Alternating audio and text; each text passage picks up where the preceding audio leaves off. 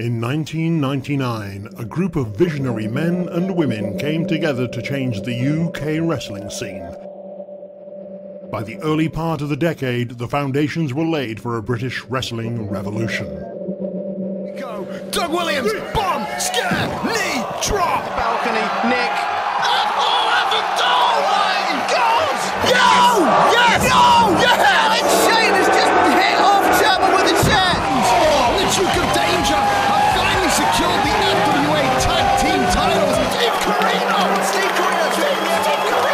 On his own, no help, Virtual has managed to destroy Double Dragon. No. Oh, wait a minute. FNWA! Tony Giles, my lord! I am virtually speechless. Listen to the crowd. Although the company closed its doors in 2007, the spirit of the revolution lived on in the wrestlers, in the trainees, the new promotions, the journalists, and the fans who had borne witness to a dawn of a new era in British wrestling. Tonight, the revolution returns.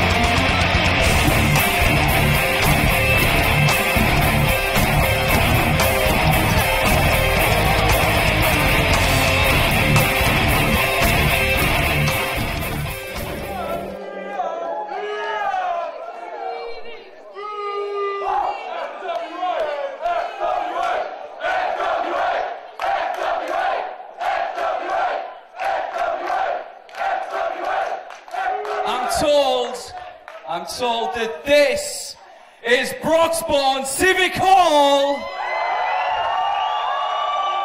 and this is New Frontiers. This is FWA,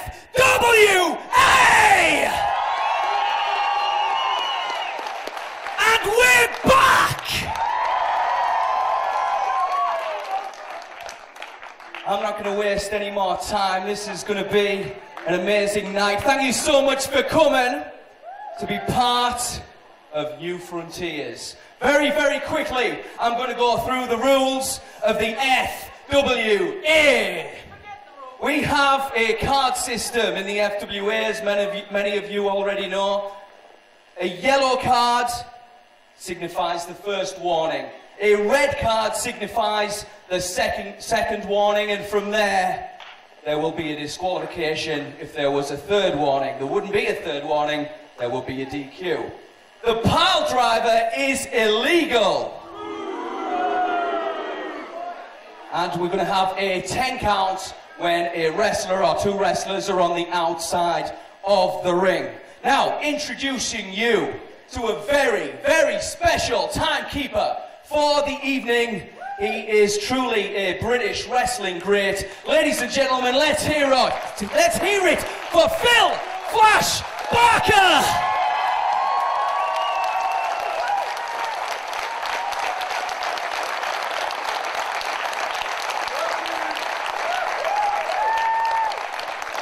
There is an electricity in the evening like I haven't felt for some time. I'm actually shaking. Mr. Andy Quilden, by the way, your referee for this first contest. But we've got the fans, we've got the referee, we're ready to start. Are you ready for New Frontiers? Ladies and gentlemen, the opening contest of the evening. It is set for one fall and it is a tag team match. Introducing first.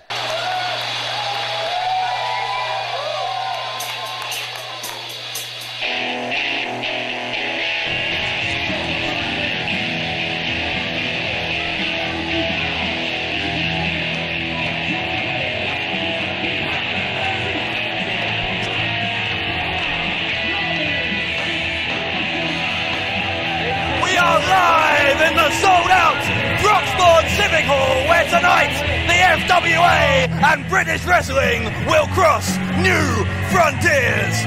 Dave Bradshaw here at ringside, making my own FWA debut alongside a man who is no stranger to this company at all. In fact, he's its former owner, Greg the Truth Lambert. Let's just get one thing straight first of all, Dave. Stats Bradshaw, you get my name right when you introduce me. Greg the Truth Lambert is indeed back. The FWA is back. Broxbourne Civic Hall is back, and that means that Greg Lambert, the world's #1 wrestling journalist, is back.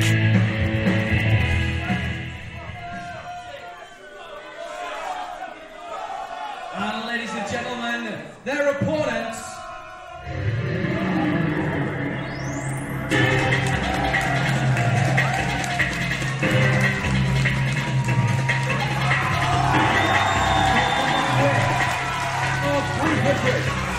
And 32 pounds. This is the team of Zack Sabre Jr., his happy partner, Manny Skull. They are the leaders of the new school.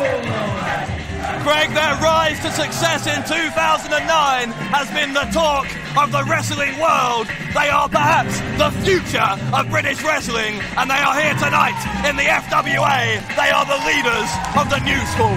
Well, I just thought you were talking about Northern Exposure there, Dave. NX for short. I mean, when you talk about the future of British wrestling, surely you can look no further than these two fantastic specimens here.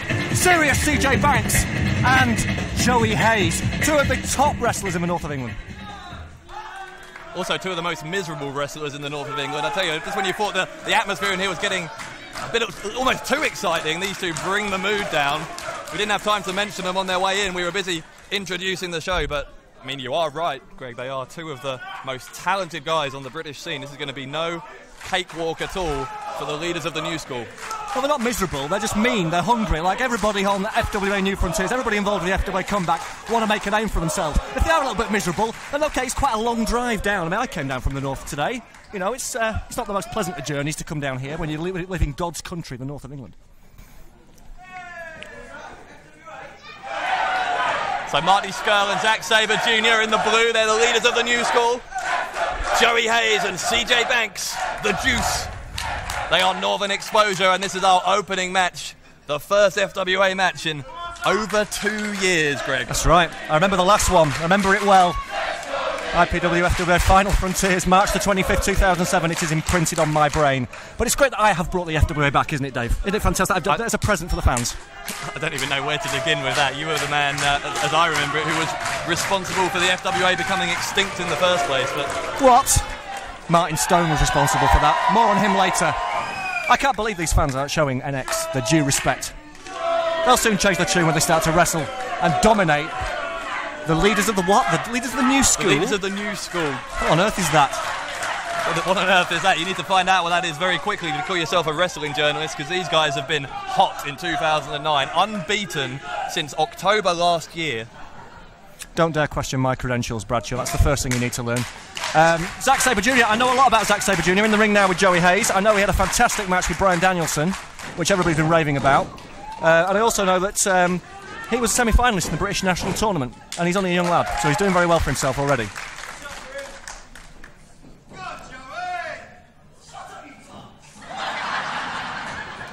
As you say, Greg, it's over 2 years. In fact, 861 days since the death of the FWA.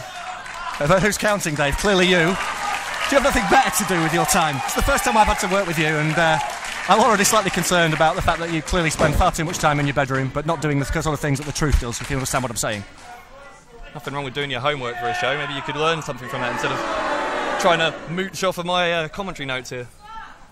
Let's call the match, Mr. Bradshaw. That's what you paid for. There's a tag. That's what you call a tag. A beautiful tag by Joey Hayes. And now is the juice, CJ Banks. Sorry, what differentiates that as a beautiful tag? Because it was crisp. It was crisp, it was beautiful. He held his hand out and he made a lovely sound. And that's what we like to see from tags in tag team wrestling. Tag team wrestling is coming back, and the FWA is bringing it back. And these are two of the greatest teams, without a doubt, in British wrestling right now. You know, I'll give the leaders of the new school their due. I have heard all about them. Maybe I was being a little facetious before. I know Zack Sabre Jr. and Marty Scurll are the current IPW tag team champions, and I know they're very capable, but they're just not on the same level as my two boys from the Northwest.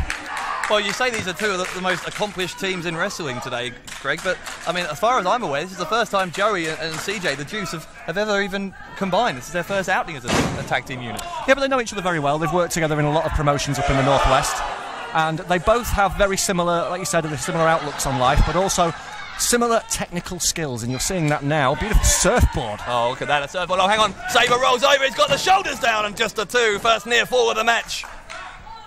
The Juice is toying with him. See, the Juice has had a Mohican haircut for the occasion as well, which I always like to see. It'll make him more aerodynamic in the ring. I'll take your word for it. Sabre with the snapmare. Wait a second, crucifix pin. Banks. There you go. There's two again. I did actually have a bit of a strategy session with these boys earlier. You know, I still have the old managerial urge now and again, and some of the young lads from the Northwest, they see me as something of a father figure, you know, Dave. And there are weaknesses in the leaders of the new school, and one of them is the fact that they pander to the sheep in Broxbourne far too much, just like they're doing now. You know, the leaders of the new school not too long ago used to be booed by the crowd like Banks and Hayes are being tonight, but in recent months, these two young men, Marty Scurll and Zack Sabre Jr., they seem to have formed a bond with the fans, and they're one of the most popular teams in recent memory now. I take exception to being called, by association, a Northern Monkey, as does Joey Hayes, as does the Juice CJ Banks. These people have paid their money, they can call you what they like. I'm going to be calling you what I like. You need to know your place, son. Listen, I realise that you're new here, but in the FWA we do things differently, generally my way. Yeah, look where that got him. Anyway, rear waist swap by Scurll. Juice counters. Scurll rolling through. Great amateur skills from this young man from Cambridgeshire. Rolls over and there's a side headlock. Look at that. Talk about making a statement. These are all too showy moves, though. They're not actually doing anything. There's no sort of... I don't see any fluidity or strategy here from the leaders of the new school. Admittedly, they're not going to win the match, but you've got to say, you know, this is kind of showing these kind of skills, just dominating, not letting Juice up for a second. It must be giving some kind of mental advantage to Scurll here. Well, no, all it's doing is he's getting distracted. He's looking out at the FWA fans. He's looking out at the guys who've come down to Broxbourne Civic Hall on this auspicious day, the return of the FWA, and that just allowed CJ Banks to reverse it quite beautifully. Oh. What's this now? Scurll got that arm hooked. The crowd getting behind the leaders of the new school. Scurll has Banks in a precarious position. Well, that could break an arm right there. Now you'll see something. Joey Hayes, without a doubt, one of the best wrestlers in the UK today. He was voted in the top 5 in the UK Fan Forum vote, the UKFF 50, the annual chart where the fans decide who are the best in the country, and Joey Hayes was in the top 5. And I'll tell you something, only 23 years of age, Joey Hayes has got the world at his feet. And you'll see it right now as he dominates Marty Scurll. He started his career up in the Northwest, where he went unbeaten for 20 months in Garage Pro Wrestling, GPW up there. Scurll takes him down. Scurll not remotely intimidated, and Scurll goes for the pin. And again, another attempt at a near fall. Oh, and Hayes is delighted with himself. My goodness. That's it, cover up that beautiful face. Oh, my goodness! That was uncalled for. Grief, you can hear that from here. Scurll just kicked Joey Hayes square in the chest. My God. Hayes now got that wrist lock. He's lucky to be standing after that. That must have at least knocked the wind out of him.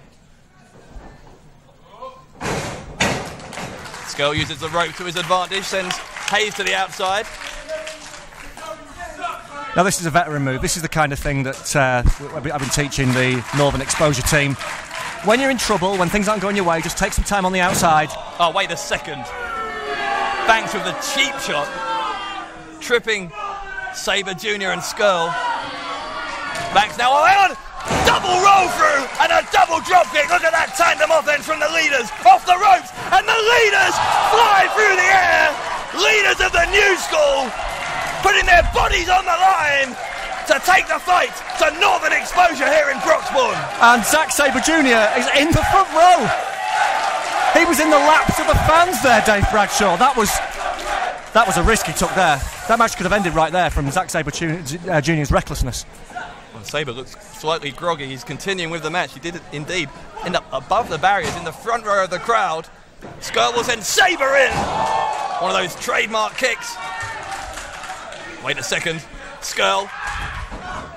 Oh, well, there's a sign of what Marty Skrull thinks of Joey Hayes. Disrespectful, just what I'd expect from a student from Cambridge. Wait a second. Sabre rolls through from the suplex. Left shoulder up from Hayes. You know, I had the dubious pleasure of meeting Banks and Hayes for the first time in my career. They're lovely boys, aren't they? They've got great taste in music as well, as you heard from the ring entrance before. Without a doubt, the greatest band in the world. Anything that's not from the Northwest? No, not really. God damn.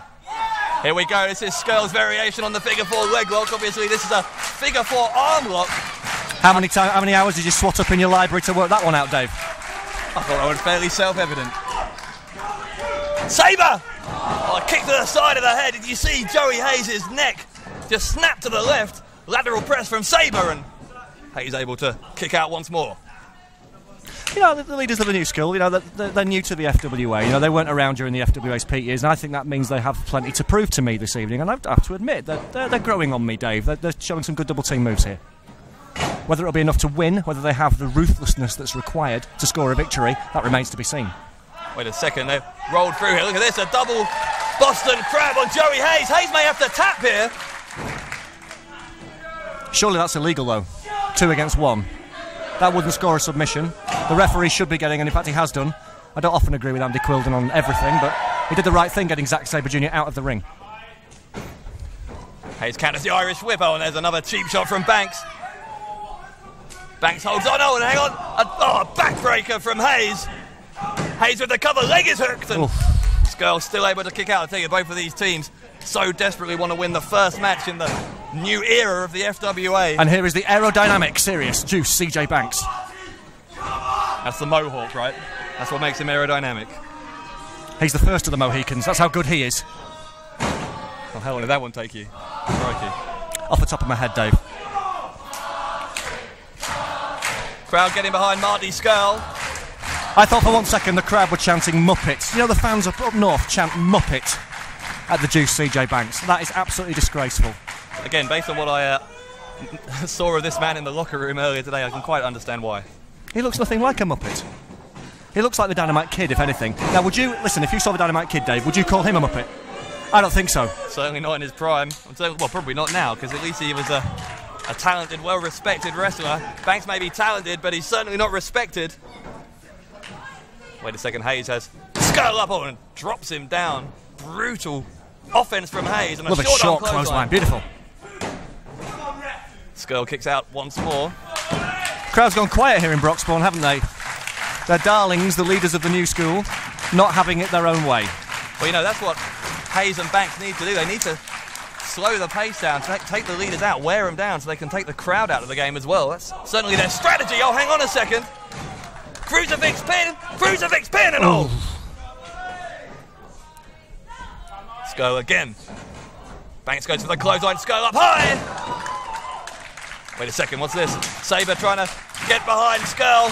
This is a crucial point in the match now. Yeah, we're over the 10-minute mark. This is where conditioning, stamina, desire comes into play. Who's got it? Wait a second, Sabre up high. Sabre Jr. with a double missile dropkick. And there's those martial arts kicks. One of the toughest kickers in British wrestling is Sabre Jr. Oh, he's dropped on his face. Banks goes for the pin. Sabre able Once more to get away. Now watch this. Watch this snap suplex here, Dave Bradshaw. That was perfectly executed. Call that one. No wasted motion at all. Banks goes for that pin. Every time the leaders get on top, NX seem to have the answer.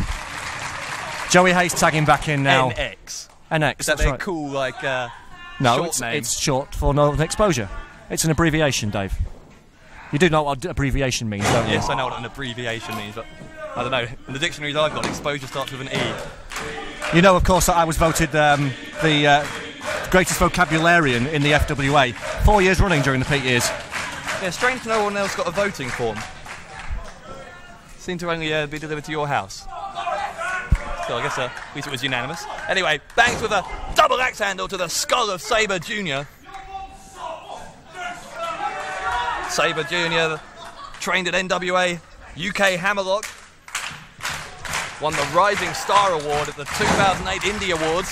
Did you know, Dave Bradshaw, here's a stat for you, did you know that Zack Sabre Jr. and Marty Scurll's birthdays are 2 days apart?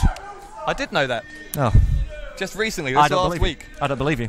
I tell you, they turned 22 and 21 respectively, both still very early in their careers. Have you got a little black book or something?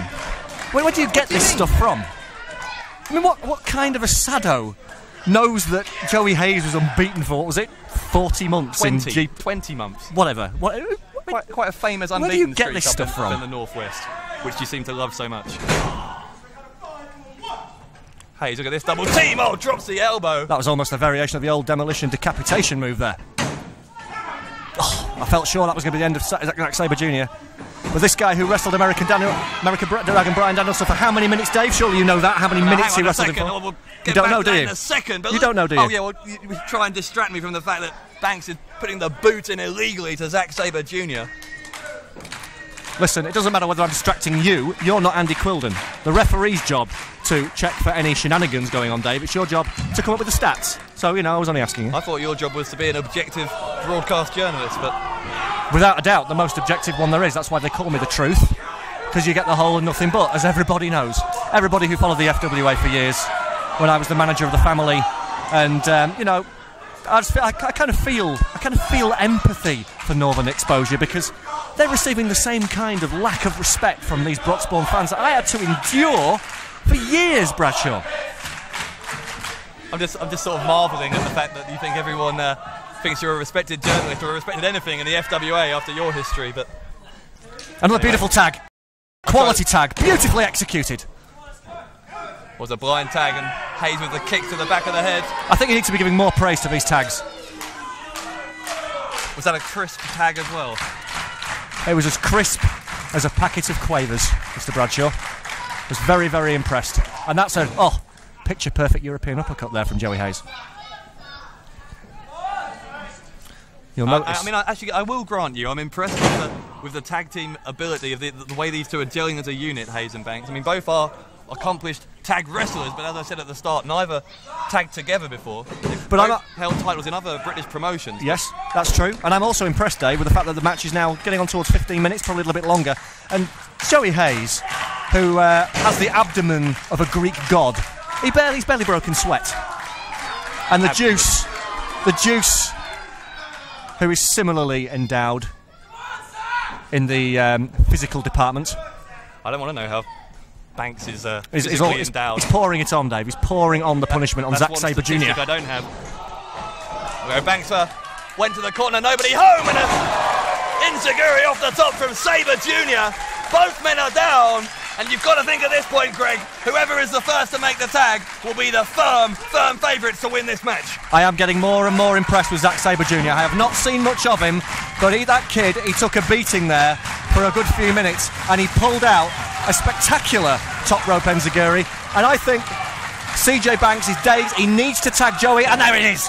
But in comes Scurll as well. Hayes and Scurll. Scurll with the super kick, and Scurll will send Hayes to the ropes.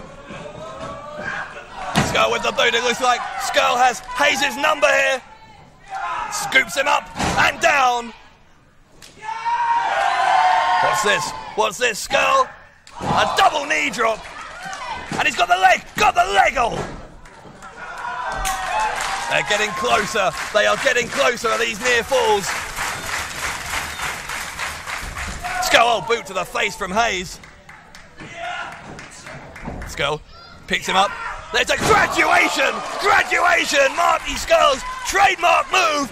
Both legs hooked! Oh, and Banks makes the save, and not a moment too soon. Tag team wrestling, British style in the FWA, but also progressive, modern, fast. You are seeing the most fantastic action anywhere in the UK, possibly the world, Dave Bradshaw.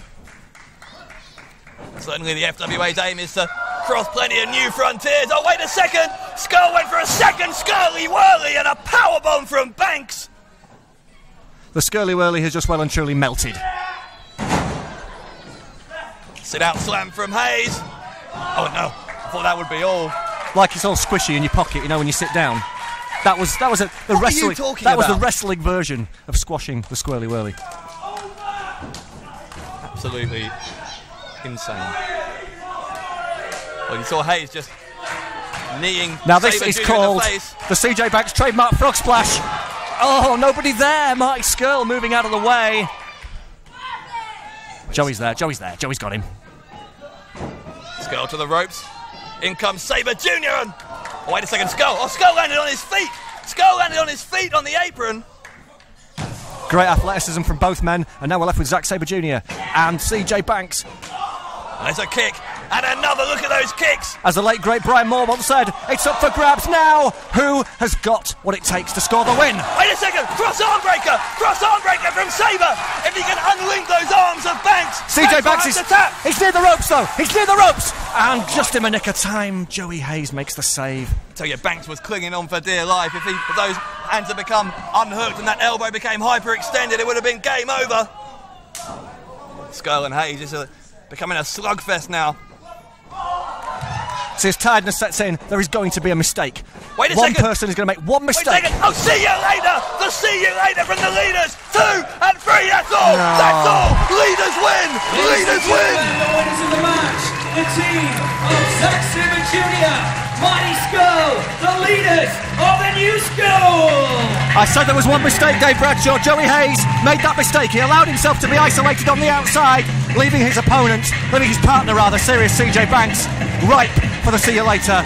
But what a match! What a tag team match! I mean, you can put it down to the inexperience of the team of Hayes and Banks, but the post-mortem is for another day. For now, all you need to know is that the leaders of the new school, we said they're the future, and the future starts now.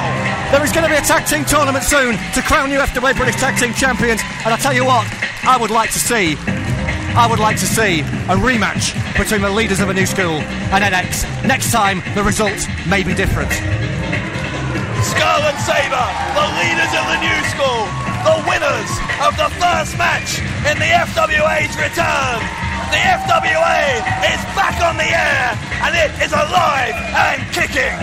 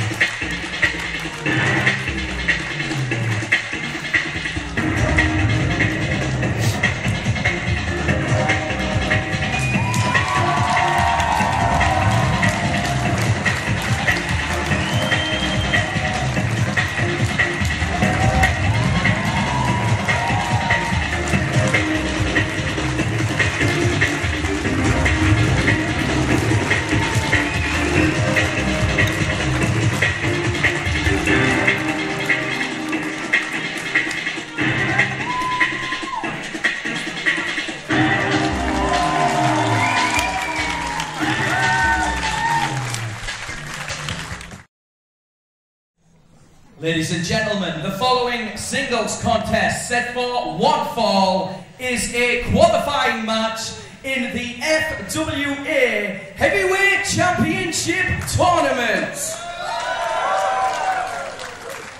Introducing first,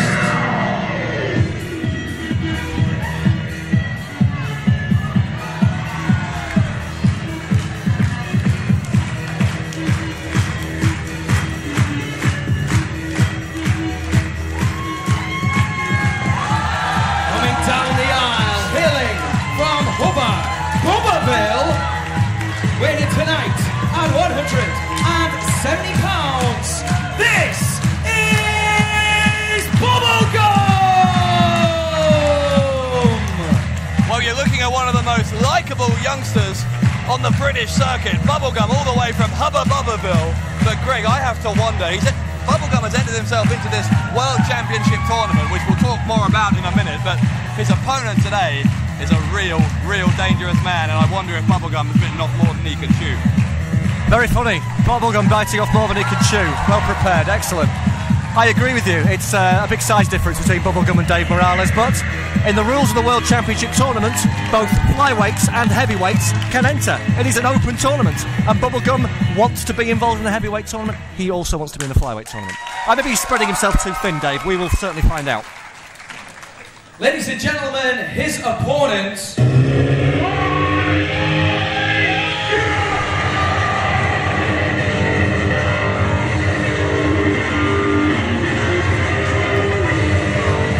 Hails from the Black Country, weighs in tonight at 296 pounds. This is the Human Hate Machine, Dave Morales. I tell you, never has a nickname been more appropriate than the one that's been bestowed on this man. Dave Morales is 300 pounds of human hatred. There is not an ounce of good in this young man. That's why they call him the Human Hate Machine, Dave Bradshaw. This guy is one hunk of humongous humanity, and he hits hard. All those words began with H. That's alliteration. I'll give you the dictionary later. You're really proud of yourself with that, aren't you? Wow. I generally am.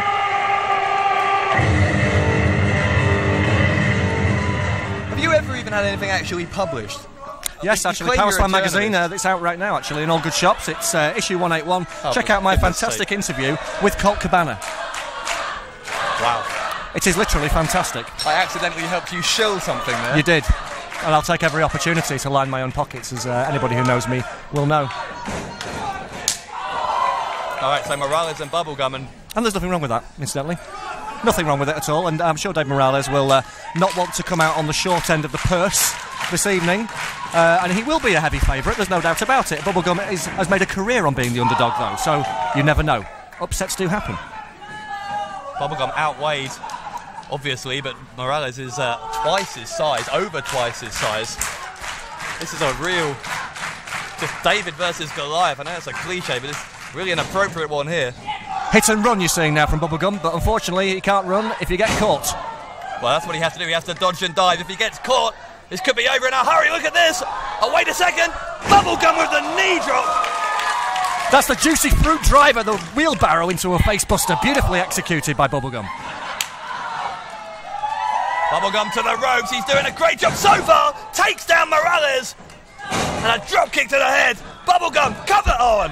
Only one. Well, that gives you some idea of the scale of the task facing this young man. Bubblegum again, ducking, diving, never staying in one place for more than a second. Will only take one high impact move from Morales, and this could be over in a hurry. He does look like Stan Laurel, though, don't you think, Bubblegum? Facially. He doesn't look like Stan Laurel. I always thought he did.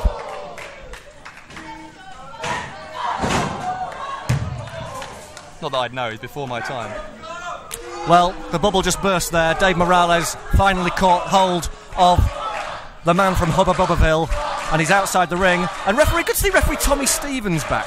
Good to see referee Tommy Stevens back. Good to see Elisar Cabrera back, former FWA. My predecessor as FWA owner. He's in the house. They've all come back tonight, Dave. It's a big night. FWA, old and new, past and present, coming together to create new frontiers. Yeah, I guess some of these old FWA alumni are more welcome back than others. That's all I'll say. I'm extremely welcome back, if that's what you're alluding to. I'm not alluding to Everybody anything. shook my hand and was ecstatic to see me. There's that chop from Morales. He's now finally taking control of this. You know, Bubblegum, as you said, Greg, has made a career out of being the underdog, taking on larger opponents, but this is the first time in Bubblegum's career that he's ever wrestled Dave Morales. And Morales is not like every other 300-pounder. This is a man who really, really means business. I'll tell you what I like about the Human Hate Machine. He takes his time and he makes every single blow count. You saw a perfect, hard, chest-welting reverse knife-edge chop in the corner, and he followed it up with another measured blow. And that's why he conserves energy. Dave Morales, so he can actually wrestle for a long period of time. Look at the force! My goodness, look at the force of Morales and Bubblegum. That's got to be all. Well, Bubblegum somehow gets that shoulder up. Did you see? I think the ring actually moved there, Greg. The ring will move. This guy is, like you said, I think he's actually over 300 pounds, and he's only like 5'9", 5'10". So I mean, he's wide. This is the thing. He is built like the proverbial brick wall, and Bubblegum at the moment looks like he's running into one. Well, Bubblegum just got the boot up. He may be mounting a fight back here. Oh, Morales got a forearm to the lower back, the lumbar area of the spine. Have you ever been to the Black Country, Dave? That's where Morales is from. It certainly is. I try not to go too far north of Watford if I can. Do you know why they call it the Black Country? Why? Explain. Because everybody who lives there has a black heart. That's why. And Dave Morales has a black heart. I apologise to our fans in the Birmingham area for the comments of my broadcast partner. There's a 2 count. Again, a very close one. You've got to think this is going to come to an end very quickly now for Bubblegum. His only hope here, surely, was to do what he did successfully for the first couple of minutes of the match, and that was to run away. Stay out of the way. And run away is what you're trying to say. He hit some fast offensive moves, Greg. Like a coward, in my book. No. Let's give the kid credit. The kid is overmatched. The kid is outweighed. The kid has to do what he has to do to try and win the match. But at the moment, it's not working. Knee to the midsection by Morales again, making it count. Morales leg hooked again. Look at the sheer amount of weight on the chest of Bubblegum when Morales makes those pins. The exertion that's involved to kick out of one of those is just so much more than it is with an average-sized wrestler. Well, absolutely. I mean, he's actually outweighed by about 150 pounds. So, yeah, that's right, absolutely. You know, Bubblegum has to be in fantastic physical shape to even survive in there at the moment with Dave Morales, especially when he's getting booted over and over again in the shoulder area, in the rib area.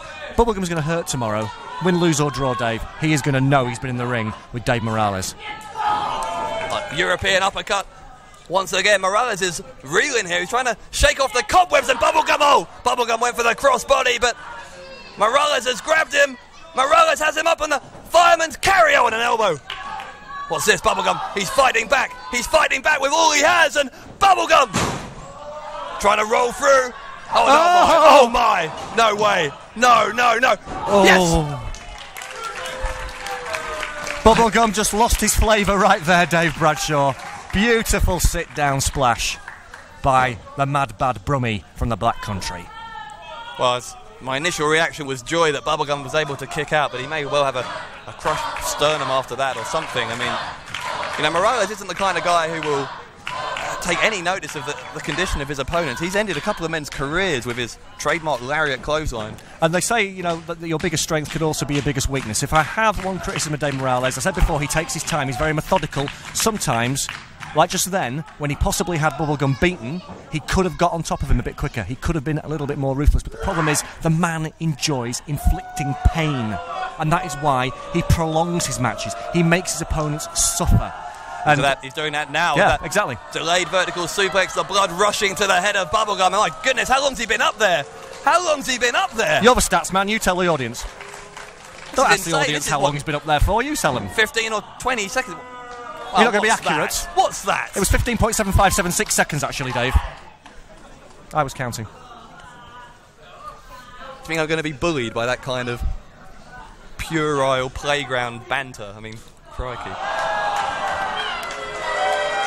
Now, one thing we haven't mentioned in the course of worrying about the welfare of Bubblegum is, of course, the winner of this match does go through, will be the first man to qualify, in fact, for that world title tournament. The FWA British Heavyweight Championship recently reclassified for the FWA's rebirth. And you know who graciously made sure the FWA title belt was handed back to the FWA? To Alex Shane. Who would that be? Well, it would be me. Yeah, of course it would be me. I did it graciously. I did it out of the goodness of my heart. Don't try to say that I took money. Can you categorically tell me there was no money involved? Well, no. Not categorically, no. But that's not the point. The fact is, I realised it was an important thing for the FWA to have that world title belt, and so does Bubblegum, and realise that, and so does Dave Morales. Oh, Bubblegum with the running kick! My God, he nearly took Morales' head off.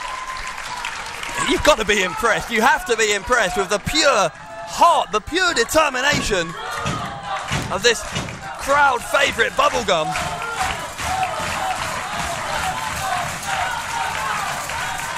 How much would it mean to Bubblegum in his young career to make this world title tournament tonight? How much would it mean to the people of Hubba Bubbaville, Dave? Think about that. Population 1.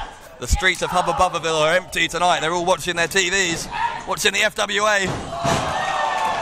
Leg hooked by Bubblegum and all. Do you know what? The kid, Bubblegum, has stuck in there. He has survived, and he has still got a shot. It's unbelievable resilience, just superhuman. You've got to be so impressed by this young man. I think Bubblegum. This is a mistake, though. Well, he's going up high. I think this is a mistake. Feast or famine here. He's taking too long. What's he doing? He's groggy. Is Bubblegum? He's gonna. Oh, he gets it. Gets the drop kick. I tell you, both men are exhausted. Bubblegum has taken Morales to the limit. I've been impressed with Bubblegum, but he needs to try and score a victory here. He needs to try and use one of his high-flying skills, perhaps a victory roll. That's what he's trying for. Wait a second. Oh, Morales has got him. And got caught. Oh my! No, Bubblegum landed on his feet. Wait, hang on. He landed on his feet. Bubblegum, a kick to the midsection. A Bubblegum with a slamming sunset flip. And oh, was it? No, just two. I'm impressed with Bubblegum. I have to say it. You know, he is from the north. So although I don't like some of his more fan-pandering tendencies, I have to say that he's shown stamina this evening. He's shown guts even getting in the ring with Morales, let alone hanging with him, let alone having a chance to win the match at this point. Oh, perhaps until that tilt-a-whirl backbreaker into a German release suplex from the human hate machine. Well, that's what he intended to happen the first time, and that's going to be all. A great effort by Bubba. Oh. No. Surely not. I thought that was all as well. I have to admit, I can't believe he kicked out of that. Oh my! Senton bomb! A running Senton splash! Has Morales hurt his own back, though? He struggles into the cover. Oh, I don't believe it. Here, 310 pounds just landing on top of you. This is the point in the match that, by rights, the weight advantage should be too much for Bubblegum when he's exhausted, when he's been in there pounding on this big man, running around, trying to take him off balance, doing everything he possibly can to try and pull out an upset, and he's still in there, but I think we're about to see the coup de grace. Well, this could be the lariat. This is the exact move I was saying has ended careers. This is what I was worried about. Bubblegum needs to be careful. This could be a career-threatening moment for the youngster. Oh! Got the kick and an Enziguri from Bubblegum. The monster is staggering. The human hate machine. Wait a second. He's on Dream Street. Got him up. He's got him up. What's he doing? Morales with Bubblegum on the shoulders and... Oh, a power bomb. That's it now, Good Dave. night. That's it. What? This is unreal. Absolutely unreal. I can't believe Bubblegum still has fight left in him. This is absolutely unbelievable. I don't think I've ever seen... I mean, I've seen Bubblegum in situations like this before, but not against a man of this size, of this gargantuan mass, and the talent that Morales has, the moves that he's hitting on Bubblegum. I mean, again, all credit to him. He's kicked out. This will be an effort that will be talked about for months, years. 3 times he's kicked out by the skin of his teeth. But I mean, look at him now, Greg. He's a dead weight now. Or is he? Wait a second. Look, they're kind of feeble punches, but oh my! He's dropped him hard on the ring post, or the turnbuckle, I should say. And Morales just going back first, full pelt. And Bubblegum's just out. I mean, referee Tommy Stevens... This could be a point in the match where the referee needs to make a judgment call. He could actually stop the match here out of compassion for Bubblegum. You know, compassion, I wouldn't be a referee. I'm not a compassionate type, personally, but Tommy Stevens might need to consider that as a course of action. I mean, it would be the last thing Bubblegum would want, but it might be the thing that saves his career. Well, it's going to save him now. He's going to get suicide-plexed or superplexed at the very least from virtually the rafters of the Broxbourne Civic Hall. Oh, my goodness. He's fighting this back. Kid's insane. He's absolutely off his trolley. Bubblegum's up high. And Bubblegum, oh, wait a second. Crossbody. Oh, yes. No. That's on 2. That's a 2. Morales kicked out. Qualifying for the FWA Heavyweight Championship Tournament, Bubblegum. That was 2, referee. Listen. What do you mean it was 2? I don't need my eyesight checking. I could see from my commentary position that there's no doubt whatsoever Dave Morales kicked out at 2.5. He didn't expect that to happen. He had Bubblegum beaten. That's ridiculous. flying body press out of nowhere, and yet he still managed to kick out just before the 3, and the referee screws him. That's nonsense, Dave Bradshaw. Well, regardless of the alleged controversy that you're claiming, what an upset! Have we got a replay here? I mean, give the guy credit. Where's the replay screen? Sorry, can we just play it on the screen? Can we just focus on what's just happened? Bubblegum, 150 pounds, has just beaten Dave Morales and qualified for the world title tournament. Unreal, and also uncalled for and unfair is what I'm saying, Dave Bradshaw, because Dave Morales lifted his shoulder at 2.5. I saw it, the Broxbourne fans saw it, Tommy Stevens. Well, I know he's been out, he hasn't refereed the FWA for donkey's years, and he might be a bit rusty. No excuse when mistakes are high. You need to do your job properly. Well, hang on now. Morales is still having words with Stevens. Still can't get over it. Bubblegum is in the world title tournament. That's the breaking news here in Broxbourne. And now Tommy Stevens is trying to argue the toss with the human hate machine. I probably wager that's not the most sensible course of action. Tommy Stevens arguing the point. Didn't look like anything controversial to me. It was close, I'll grant you it was close.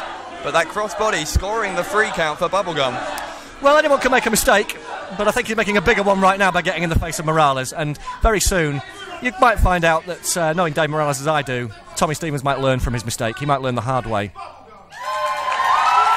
Oh, that's right, just rub the salt in, reiterate it. Informed by the official, once again, the winner of the match, Bubblegum! Oh, what's this, referees union? Well, the other referees are coming down. I think Morales is starting to get a little bit close to physically intimidating referee Tommy Stevens here. This is... Well, there's no need for this. Morales, oh my... Oh, well, that's got to be a suspension right there. That's ridiculous. Yes, completely ridiculous. I quite agree. Tommy Stevens should be suspended for impersonating a referee and getting the big call wrong on the big stage. Obviously at New not Frontiers. talking about Tommy Stevens, am I? Well, I think you should, because Tommy Stevens right there proved that really he doesn't belong anymore. And, I think perhaps Andy Quilden and Chris Roberts should take him backstage and give him a serious talking to. Well, Tommy Stevens may need medical attention. He's holding his left eye after that ridiculous, just completely uncalled for slap from the human hate machine, who, like it or not, has lost. He has lost to Bubblegum. And as the crowd are telling him... They're chanting, "You was robbed, Dave." Quite clearly, you was robbed. That's not what I'm hearing at all. One of the favourites for the World Heavyweight Championship, the human hate machine, Dave Morales, is out. He is out of the tournament. Someone's going to pay. It's one of the biggest upsets we've ever seen. Someone's going to pay, though. Is everyone having a good time so far?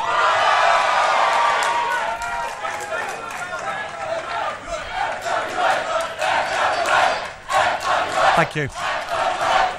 You mean think? They're not cheering for you, Ladies are and they? gentlemen, the following contest, it is a singles bout set for 1 fall, and it is a qualifying match in the FWA Heavyweight Title Tournament. Introducing first. Oh, here we go.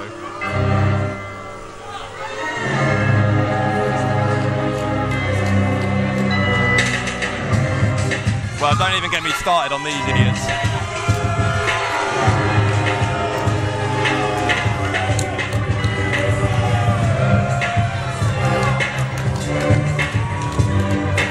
Ladies and gentlemen, coming to the ring with Mr. Gilligan Gordon.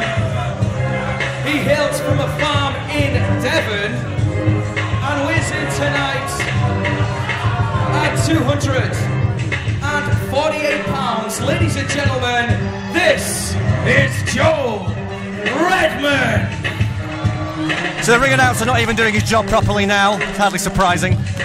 This guy is not just Joel Redman. He's not just a physical specimen, Joel Redman. This guy is the best pound-for-pound athlete in the FWA.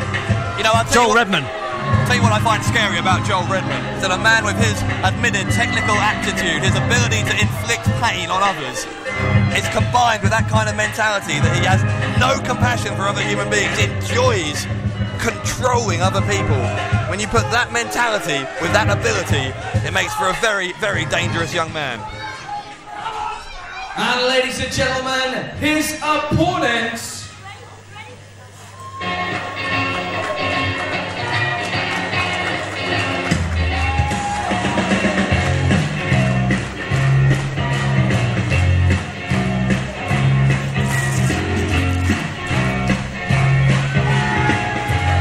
into the ring with Shah Samuels, ladies and gentlemen, from the East End of London. He stands at 6'2". His eyes are blue. Weighs in at 220 pounds. Ladies and gentlemen, this is Terry the Mean Machine Frazier! Terry Frazier, in so many ways, is the polar opposite of Joel Redman. He's charismatic, he's outgoing, he's a good, hard-working Cockney boy who has made a career out of being cheered on by these fans to a level that he was always told a man of his frame could never ever achieve. What a great young star. We are proud to have Terry Frazier and indeed Shah Samuels in the FWA. Whoa, whoa, whoa, just wait a minute. Just want to take an issue with those last, three of the last few words you said, and Shah Samuels. Why is Shah Samuels at ringside with Terry Frazier? Does he have a manager's licence? He's his tag team partner. I know how hard it is to get a manager's licence, Dave. Believe me, it's a 15-page form, and I don't think Shah Samuels can even read. It can't be that hard if you got one. Shah Samuels has no business being at ringside with Terry Frazier whatsoever. This should be a fair one-on-one match between two of the best athletes, two of the most talented young stars in British wrestling in the World Heavyweight title tournament. Big stakes here. I'll tell you what I don't understand, talking about managers' licences, I don't understand how Gilligan Gordon hasn't had his one revoked several times over. I've seen this man in several promotions around the country, and the way he interferes on behalf of his protégés is just... I mean, you'll probably see it here. It's beyond words. It's the man's pure evil. There's no doubt about it, Bradshaw. He doesn't care about anybody else. All he cares about is himself. I don't think he really cares about Joel Redman particularly, but, that's not necessarily a bad thing. When you're a manager, the whole point is to help, your man win, to line your own pockets. That's the philosophy I used to use anyway, and it's done me pretty well. Look at me, I'm at the commentary table. I'm wearing a pretty fine-looking suit this evening, Dave. You, on the other hand, are dressed like a wacky music teacher. What do you mean wacky music teacher? You look like you're... I'm just not going to go there. You look like you're some kind of sleazy door-to-door salesman. Listen, it's not quite Savile Row, but you know something. I've just been informed by the official that Shah Samuels does not have a manager's licence. Told you, David! Therefore, he must go back to the dressing room. Now this is... And take your stupid grandad cap with you. You jellied eel eating so-and-so. Well, you've really got it in for the south of England tonight. I have a big issue with the Cartel. You remember there's a promotion up north that I run that the Cartel caused me no end of problems in. And I don't forget easily. I'm shocked, actually, that Shah Samuels has been ejected from here and Gilligan Gordon, of all people, has been allowed to stay. This is Gilligan's Island. That's what we're going to rechristen Broxbourne Civic Hall this evening. Gilligan's Island. No man is an island, but Gilligan is an island on this evening. Well, you've just contradicted yourself. No man is an island, but one man is, right? No man is an island, but an evil genius. He's not necessarily a man. He's an evil genius. I liken him a little bit to the Brain in Pinky and the Brain. All right, you keep on with your insane ramblings. I'll call the match. There's a collar and elbow tie-up, and both men struggling in the end, and there was a punch from Frazier. You're not allowed to punch. Well, certainly not with a closed fist. Referee Chris Roberts was somewhat concerned that Frazier may have been using the fist. I'm impressed with Joel Redman. This guy is... it's a cliche, but it's true in this guy's case. He's put together, and he's trained by the specialist Mark Sloan, which means that he will be disciplined. It's one thing that Mark Sloan, the founding father of the FWA, incidentally, 10 years ago, he instilled in all his students was the importance of discipline and the importance of respect as well. And I'm sure we'll see Joel Redman respect the rules and show fair play against Terry Frazier here this evening. Respect the rules. That would be an absolute first, certainly for Redman, and even more so for Gordon. Yeah, the thing about Frazier, though, the advantage he does have here is that, unlike some of their other opponents, Frazier is no stranger to Redman. These two have been having a bitter feud for several months now. Over in IPW UK, for example, they've wrestled 10 times in the past 18 months. Frazier 6-4 up in that series at the moment. I know all about the thrillers, believe me. I know all about Joel Redman and Mark Haskins, Yestin Reese, Ricky Hype, and of course Gilligan Gordon. And I think tonight, if I may paraphrase the late great Michael Jackson, is going to be thriller night, Dave Bradshaw. It's going to be thriller night when Joel Redman defeats Terry Frazier and advances in the world title tournament.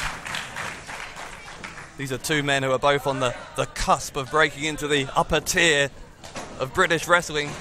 One of these men, though, one of these two bitter rivals, will advance no further. One of them's going home tonight. The stakes have never been higher between Frazier and Redman, as Frazier with a drop kick. He goes for an early cover. Barely caught him, that won't be enough. Didn't quite extend the legs correctly on that drop kick. You need to get full extension of the legs, boot the man in the face, try and knock him out so he's down for a 3 count. That was never going to happen with a guy as well conditioned as Joel Redman. Frazier with that stiff kick to the back to the spine of Redman. Lateral press, and Redman gets the shoulder up. I know why Gilligan Gordon calls him the best pound-for-pound athlete in the FWA. Because, as I said before, Gilligan Gordon has got his eye on the pounds. He's trying to try and make some money out of this guy. And if that means pulling down the top rope, then so be it. Well, if Gilligan Gordon's the best pound-for-pound... Sorry, if Joel Redman's the best pound-for-pound athlete, why on earth does Gordon need to pull the rope down and cheat like that? No, Gilligan Gordon's the best pound-for-pound manager in the FWA. At least now I've retired. Oh, hang on. Oh, Redman diving through the ropes. He nearly took Gordon out. That would have been fun. He took out Frazier as it happens. Now listen, Frazier, you're now in Gilligan's Island. This is Gilligan's Island, and this is not your island. It's not for you to be outside the ring. This is Gilligan Gordon's island. It's his territory. I think this is bordering on an overused metaphor now. This Gilligan's Island nonsense. Gilligan Gordon filled in the 15-page form. He has a manager's licence. He has a right to be there. That is his territory. Terry Frazier does not want to be crossing into his area of the Broxbourne Civic Hall, which, as we have said before, has been rechristened for the evening Gilligan's Island. Snap suplex from Redman, rolls through, floats over, and no. Frazier not done yet. Frazier, of course, the winner of an unprecedented year-long 64-man tournament back in October last year to become the British national champion. And he won the All England title as well. In the same month, I think. Night, the same night, yes. Terry Frazier was again. This lad is a former black belt, Terry Frazier. Yeah, he's a first-hand black belt in Kenshinkai Karate. Karate, may not help him right. here. You know who one of the men was who Terry Frazier beat in that tournament? I know all the men that Terry Frazier beat in that tournament, but you might want to tell me which one you're talking to specifically. You might be thinking about Joel Redman, because he would be one of them. Well, all the more reason for Joel Redman tonight to try and gain revenge. That's motivation right there. The fact that he was beaten by Terry Frazier in the British National Tournament. And look at the way that Joel Redman has been clearly working out since then. The man is absolutely ripped. There are muscles on those shoulder muscles, as far as I can see. And coming from the seaside, I know something about muscles. Indeed. This is one of the, as I said, one of the highest profile matches between these two. Perhaps that British National Championship match was the biggest match between them before, certainly singles match. Terry Frazier's more of a whelk, though, I think. Or possibly a cockle. What, a cockle? A cockle, yes, a cockle. Well, Redman thinks he's going for the pin. Referee Roberts. The turnbuckle pad's come off. The turnbuckle pad has come off. And I'm not quite sure whether that was... it's clearly a fault with the ring. I don't think Gilligan Gordon would... He wouldn't do that. Oh, hang on a second. Well, Redman trying to whip Frazier into the exposed turnbuckle. I tell you what, I don't know whether Gilligan Gordon did that or not. And that is the mark of an evil genius. Well... Because I don't know, and if I didn't know, the referee certainly doesn't know. Hang on a second. Well, what happened there as well is Chris Roberts just showed a yellow card to Terry Frazier. It was Redman who attempted to whip Frazier into the ropes. Frazier was just reversing. He was just defending himself. And somehow he's ended up with a yellow card. Now, the way things work in the FWA, if he gets a red card, that's a second warning. That's right. And a third, he'd be disqualified. Just like football, absolutely. And... you know, you could say it's probably just Redman capitalising on good fortune. I prefer to think that it's a master plan being hatched by an evil genius on an island. On an island. Should say not quite like football, of course, because there are 3 warnings. The red card is the second warning, Greg. If you'd done your homework, you might have known that. I knew that. There are times when the colour commentator, is there to make the play-by-play guy look good, and God knows you need the help. Oh, thank you. It's been an honour. Redmond had that body scissors applied. Frazier was in danger of having to submit, but was able to wriggle his way to that bottom rope and force the break. I like how Gilligan Gordon likes to tell the referee his job. I like that in a manager, and I like the way that he's willing to burgeon referee Chris Roberts with the benefit of his good advice. Yeah, I bet Roberts is really listening to him. Redmond with the back elbow. Textbook elbow from Redmond, moves in for the cover. Now, Frazier kicked out instinctively there, but he has been looking really groggy for a few minutes now. To be honest, actually, he hasn't really been himself since Gordon pulled down that top rope. Why do these fans like Terry Frazier? I've never really understood it. I'll tell you why they like Terry Frazier, because Terry Frazier actually pays attention to the fans, actually respects the fact that they come out here and cheer for him. Unlike Redmond, Redmond is just this weird loner, even backstage. I mean, I know he grew up on an isolated farm in Devon or somewhere, but I mean, he's an oddball, is Redmond. Oh, wait a second. Again. Gilligan Gordon. And this time, Gordon may get what's coming to him. Hit him, Terry, hit him. That will be actually a second yellow card, surely, if you strike the licensed manager. Yes, he didn't even need to strike him. He grabbed him. He grabbed him by his tie, and he threatened to smack him. And I think this is great refereeing. And clearly, after what happened in the last match, the refereeing has been tightened up in this match, I think. And I think that's a direct result of what happened when Dave Morales was robbed. You know as well as I do that Terry Frazier shouldn't have been given the yellow card. He certainly should have been given that red card when Gordon interfered in the match. Ridiculous. Completely ridiculous. Redmond goes for the cover. Would it be an unjust win? See, I don't think Gilligan Gordon actually meant to trip him. I think Chris Roberts recognised that. I can never tell whether it's real or not. That's the evil genius. I can never tell whether he actually means to do it or not. That's the genius of Gilligan Gordon. He put his arm in the ring, under the apron, and hooked his leg. It was ambiguous. Frazier going up high. He has to be careful now. One more of those warnings from the ref. It wouldn't be a warning. It would be a disqualification. Opportunism there from Joel Redmond. Yeah. Great ring generalship. He knows exactly where he is at all times. Crotching Frazier on the top rope and now moving in for a high-risk move. But if you hit it, when you're in the condition that Joel Redmond is in, it's got to give you an advantage to maybe gain a victory. Well, Redmond is going for that superplex and he hits it. That could be it. Look at Frazier. He's writhing in pain. Redmond should be able to recover from the impact of landing a lot quicker than Frazier, though, because of the physical condition of the physical specimen. And that is no, it's not. Oh, that was close. Just two, but, well, it's got to be close to a finish now, and you've got to think, when Frazier looks back at this, and when the FWA management, quite frankly, looks back at this, how much of this match may have been decided by the interference of Gilligan Gordon?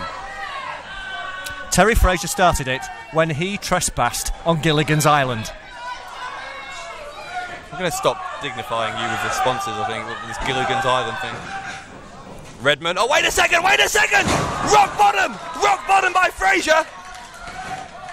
Oh, he's trying to hook the leg, shoulder is down and... Oh, no. Now, go on, justify that. Yeah, Redmond's shoulder was clearly off the canvas, the right arm, he shot it up, and the referee... That's not what happened. That's exactly what happened. Joel Redmond's right shoulder was off the canvas. Wait a second, Samuels is in. What's Samuels doing here? Well, Samuels this is ridiculous. He has every right to come back out here now. Wait, Charles Samuels, how dare you trespass on Gilligan's Island? And that is just quite ridiculous, and that is surely got to be dealt with, and I think it has been, and rightly so. The cartel's persistent rule breaking, it's just finally worn far too thin with the patience of referee Chris Roberts, and I applaud you, Chris Roberts. I applaud you. Will you sit down? Ladies and gentlemen, the winner of the match as a result of a disqualification, Joel Redmond. How on earth, when Chris Roberts sees this tape back, will he be able to sleep tonight? When he sees that some of the decisions he's pulled there. Charles Samuels, in my view, had absolutely every right to come down here after some of the nonsense we were seeing from Gilligan Gordon. I told you it was going to be a thriller night, Dave Bradshaw, and Joel Redmond of the Thrillers has won by disqualification, and all we're going to see on Gilligan's Island this evening, Broxbourne Civic Hall, is Joel Redmond making one more step forward to acquiring the treasure that is the FWA World Heavyweight Championship. I'm in shock, absolute shock at what's befallen Terry Frazier here, one of the brightest young stars. It's a treasure island, Dave Bradshaw, in case you didn't work that one out. It's a treasure island for Joel Redman and Gilligan Gordon, and the Cartel deserve all they get, especially Shah Samuels for wearing those ridiculous pants. Well, there's got to be an inquiry into this. What, just beyond... I think Chris Roberts should be commended personally and given a medal. That was tremendous refereeing, and that certainly made up for what happened in the last match. Recently, one of the biggest names in British wrestling. He's a high flyer. He's known all over the country, all over Europe, all over the world. In fact, he recently went down with a serious shoulder injury, perhaps career-threatening. He recently went under the knife. He had surgery. I am pleased to announce, however, that he is here tonight, and I'm not sure what's on his mind. In fact, we've never quite known what's on the mind of El Ligero. The reason being, well, he's entertained us in between these ropes. He's entertained us by going over the top rope to the floor, through the ropes, and we've seen what he can do in the ring. But really, what's on the mind of El Ligero? Well, we haven't known, because he doesn't speak English, or at least that's what we were told. You see, this is a history-making evening, and right now, ladies and gentlemen, I am told that this man who has entertained us, he's worked for over 80 companies, he's won championships everywhere he's went. He's going to speak tonight for the very first time. So without any further ado, let's bring him out, ladies and gentlemen, El Ligero! He is the Mexican sensation, El Ligero. Since his shoulder injury, which you just heard Stevie Aaron talking about, has supposedly been learning English, and for the first time ever, we're going to hear from him about how well he's recovering in English. Do you know, I find that extremely hard to believe, Dave Bradshaw, that El Ligero has the intelligence to learn the English language. El Ligero, ever since his little village in Los Sancho, Guadalajara, Mexico, burnt down many years ago, has been living in the United Kingdom. For how many years, Dave? I'll tell you how many years. Many years. And if he was going to learn English, he'd surely have found the opportunity to do it before now. I don't believe it just because he's got a little problem with his shoulder that he's suddenly acquired that kind of level of intelligence. Well, he certainly had some spare time since that shoulder injury first suffered in November, re-aggravated it several times, finally had surgery a couple of months back. Let's find out what he has to say. This could be It'll be Spanish. Fascinating. I'll tell you now, it'll be Spanish. It'll be a Reba. Ligero, we certainly wish you well. Welcome to Broxbourne. Welcome to New Frontiers, and welcome to the new FWA. Ariba indeed. Now, we've heard you say that many, many times. You've entertained us all, whether it be here in Broxbourne, whether it be in the north, whether it be in the west, whether it be in the east, doesn't matter where it was. You've entertained us in this ring with your high-flying ability, outside of the ring, off balconies, through the air. But we've never heard you speak. You've never talked to your fans, but I'm told that you're about to do so right now. Gracias, por favor. That's what's on your mind, Mr. El Ligero? Here we go. What is he going to say? Rafa Benitez, Fernando Torres, Copacabana. It'll be something like that.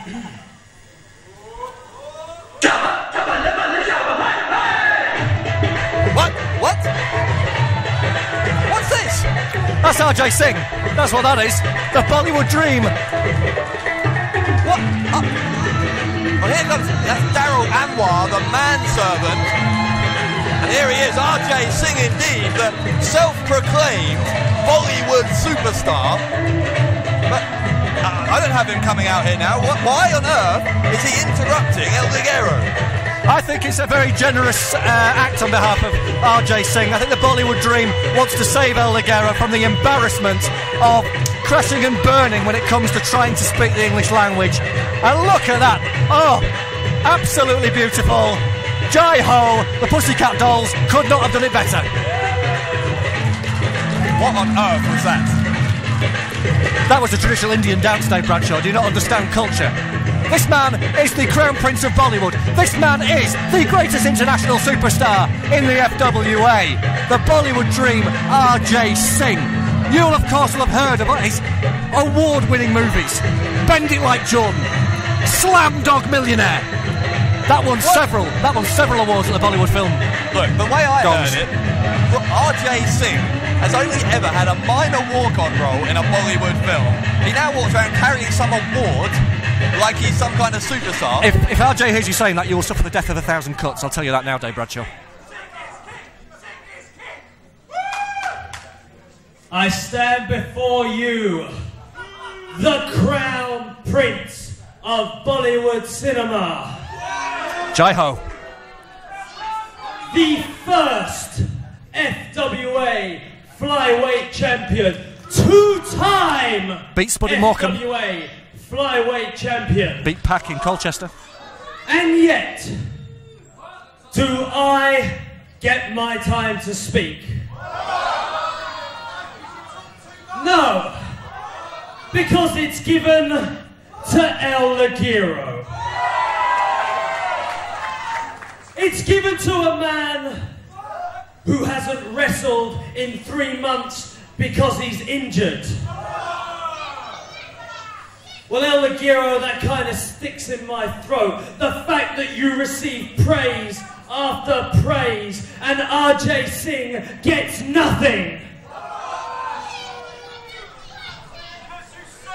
He certainly deserves more respect from you, Dave Bradshaw. I can wholeheartedly agree with the Bollywood Dream here. The only reason, El Ligero, anyone gives a damn about you in the first place is because they think you're special.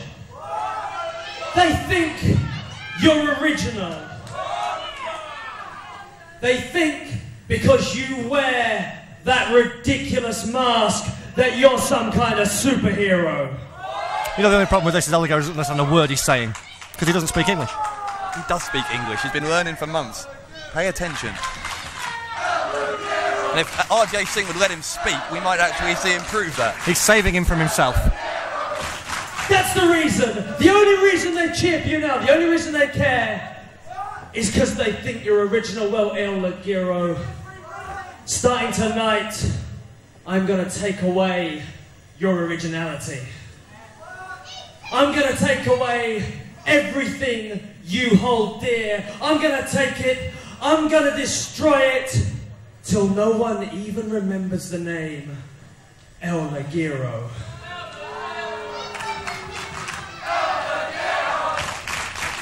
Well, here's several hundred people who remember it.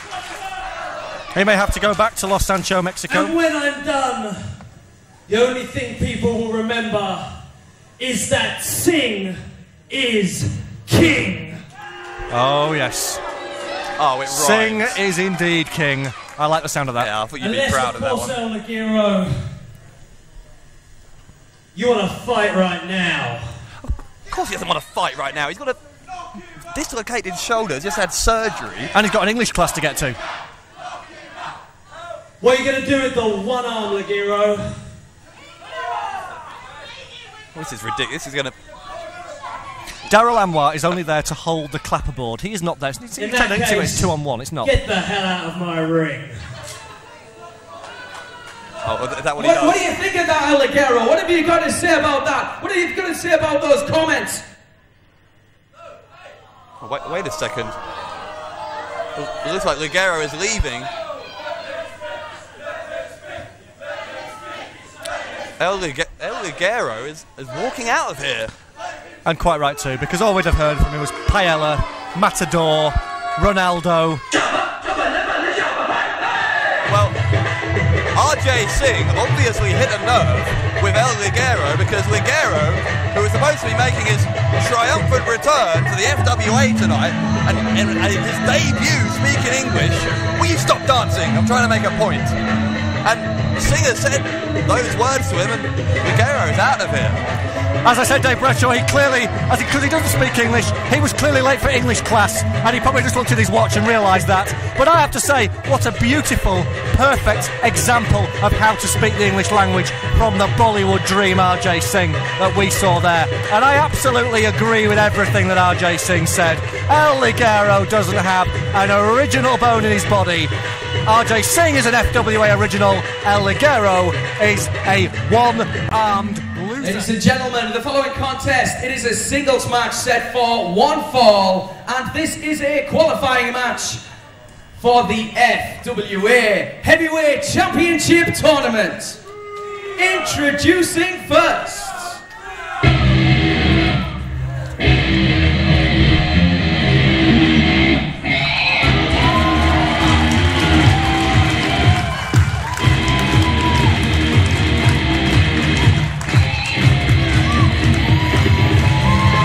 gentlemen from Newcastle upon Tyne, weighing in tonight at 78 kilograms. Ladies and gentlemen, this is the man that gravity forgot! Well, if you've never seen this man wrestle before, I promise you, in a few minutes' time, you will believe a man can fly. He is indeed the man that gravity forgot. He is Pac. And I am impressed with Pac, there's no doubt about it. One of the true superstars of British wrestling, an international success for the Dragon Gate promotion in Japan, and without a doubt one of the most spectacular high-flying wrestlers you will ever see. This guy can do things you would not believe, Dave Bradshaw. I tell you, this match should be an absolute treat. Ladies and gentlemen, his opponent.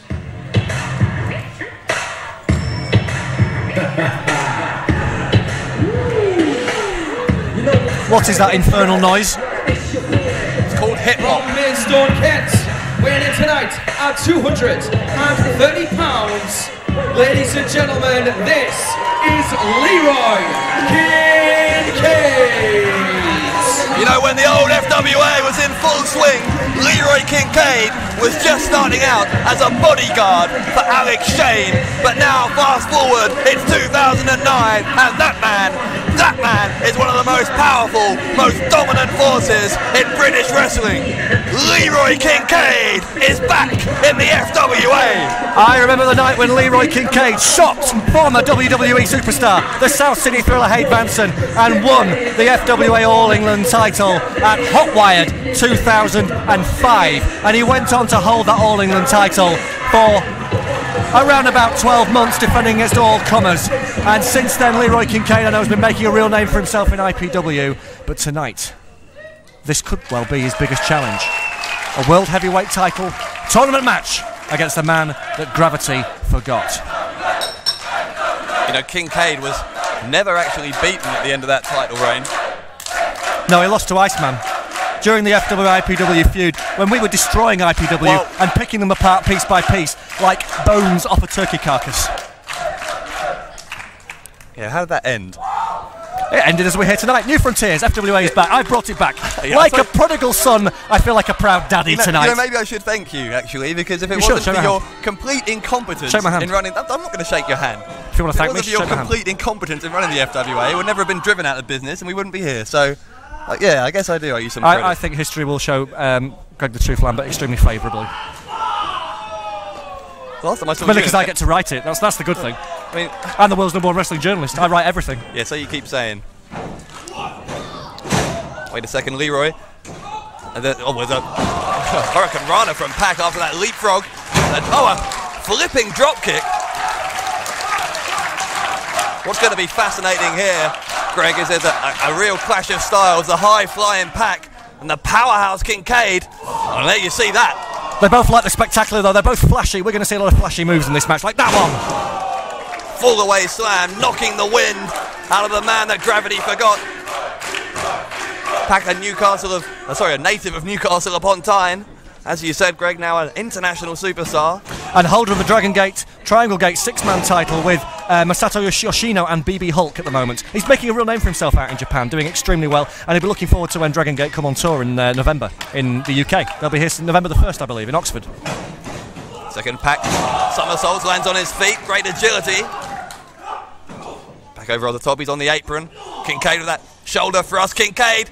Oh, wait a second, Pac pulls down the top rope, and Kincaid, here comes Pac, and there's the man! Oh. There is the man that gravity forgot! A twisting moonsault, running twisting moonsault, over the top rope, lands on Kincaid. You know something, Dave Bradshaw? You weren't there because you were still studying in your little black book of stats in your library somewhere. But on April the 2nd, 2006, I was in the Broxbourne Civic Hall when this man Pac made a spectacular debut and he won the British Flyweight title in only his second FWA match. And I remember the guys backstage. The look on Alex Shane's face. His jaw hit the floor at some of the things that Pac was doing. And I'm telling you, Pac could make a similar impact tonight, 3.5 years later. You've got to say that either of these men, Pac or Kincaid, would certainly be a favourite in this tournament, especially now Dave Morales is out, for starters. I think Dave Morales is probably speaking to FWA officials right now, trying to get that result reversed. And good on him. Yeah, you better wait in line. I'm sure Terry Fraser has a few words to say to the officials tonight as well. You know, if he needs someone who's, Look at that, a corkscrew, standing moonsault, and just two. I was going to say, if Dave Morales needs someone who understands the rule book, I'm available. I could advise him for the right price, obviously. I don't think you're in any position at all to give anyone advice on anything with your track record. My God. You keep talking about my track record, Dave Bradshaw. I think you'll find it's manager of 3 FWA British Tag Team title reigns from the family, and promoter, booker, journalist, commentator now, obviously, and manager, entrepreneur, all-round good-looking guy, style icon extraordinaire. You finished? Leroy Kincaid hasn't finished. The pancake on Pac, and then that elbow drop across the face. All I remember about you is the last time I saw you in an FWA ring, you were sitting on the floor crying your eyes out, but just, I don't know, you seem to have gone quiet now. Which I guess is a good thing. Kincaid stalking Pac. He's trying to get to his feet. Kincaid to the ropes again. When he gets some momentum going, he really, really does get up a head of steam, as you saw there, just turning Pac inside out. Kincaid has the power advantage. There's absolutely no doubt about that whatsoever. And that's what you're going to need to do with the man Gravity Forgot. You need to keep him grounded. It's the only way, because Pac has such incredible agility and he has such moves in his arsenal. In a blink of an eye, he can turn this match around. Clothesline across the chest of Pac, who is really struggling here. His future in this tournament could be in some real jeopardy. You see we've seen one of these already tonight. It's a late vertical suplex from Kincaid. Great power. Great move.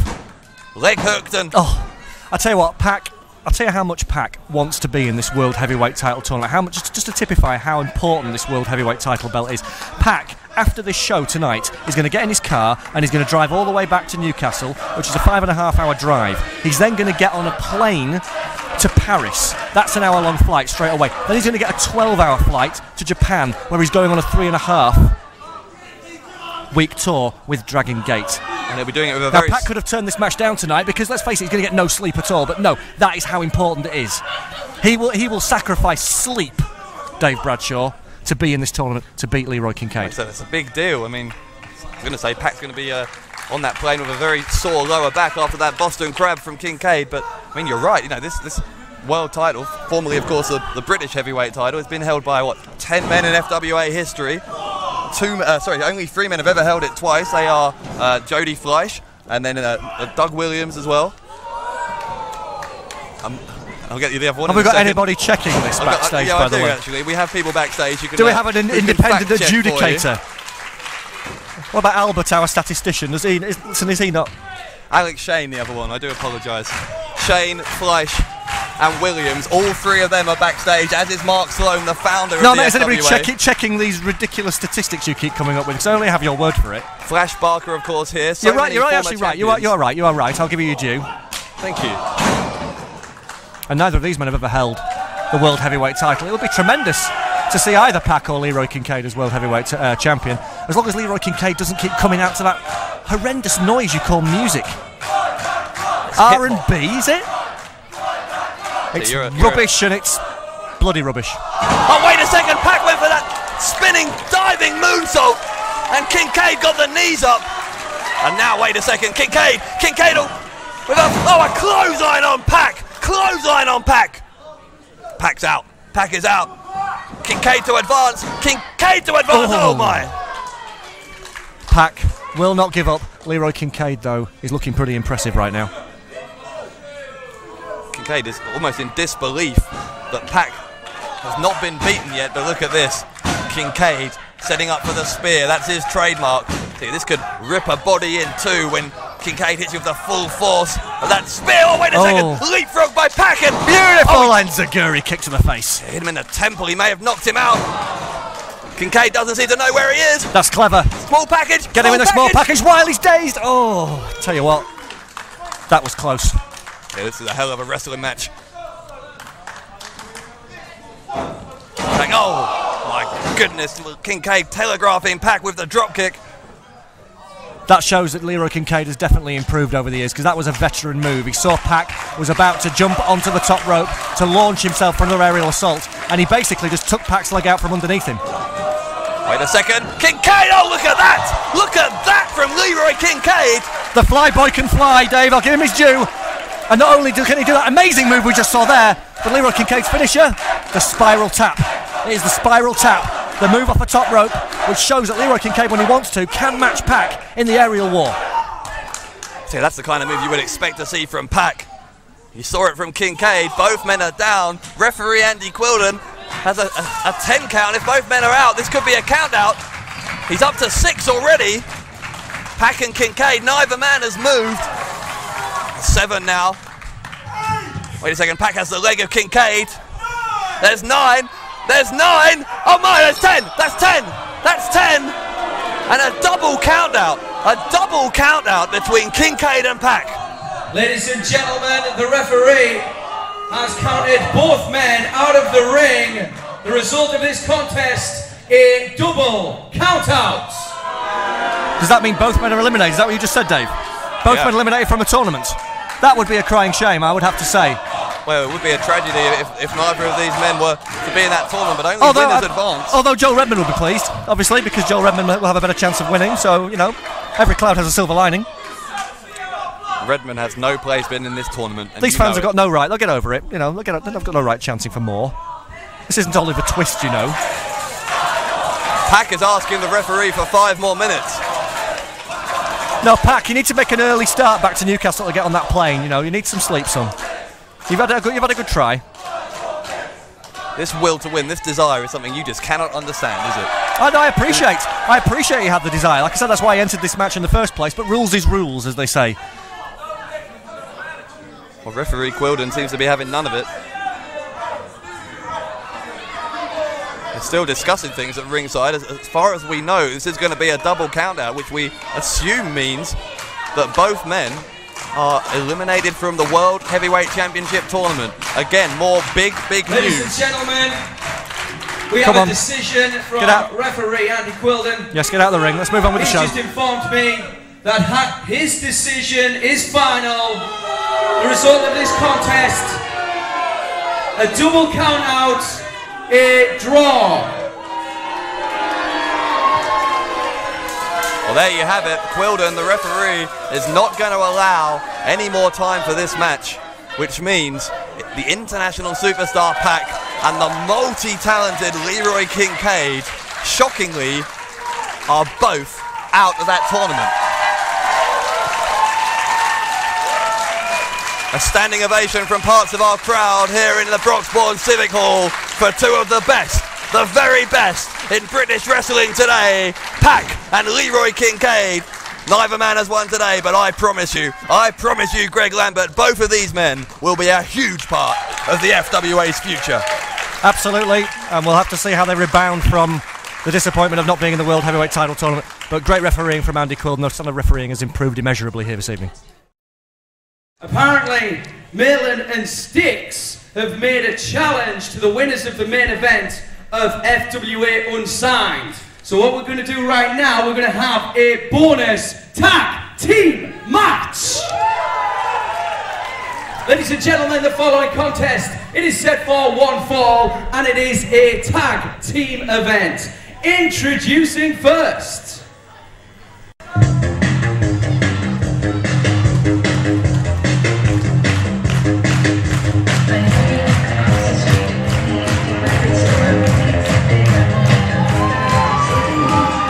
Ladies and gentlemen, coming to the ring at this time, total combined weight of 326 pounds. This is the... Oh, wait a second! Wait a second! We got this special tag team challenge match to kick off the second half of New Frontiers, and from nowhere, Styx and Malin have attacked from behind the very men they challenged. Styx and Paul Malin, they know an opportunity when they see it, and that's all I can say. Retro Pop have already wrestled once this evening. They won the FWA Unsigned Challenge main event tag team match to earn this match. Well, they earned it because Styx and Malin challenged them to it, and I think that's sensible strategy from Styx and Paul Malin, the Sheriffs of Nottingham. They want to make a statement, so let's take on a team who have already wrestled, and let's jump them before the bell just to show who's boss. They don't want a wrestling match, they just want to beat some people up. That's what these two idiots want.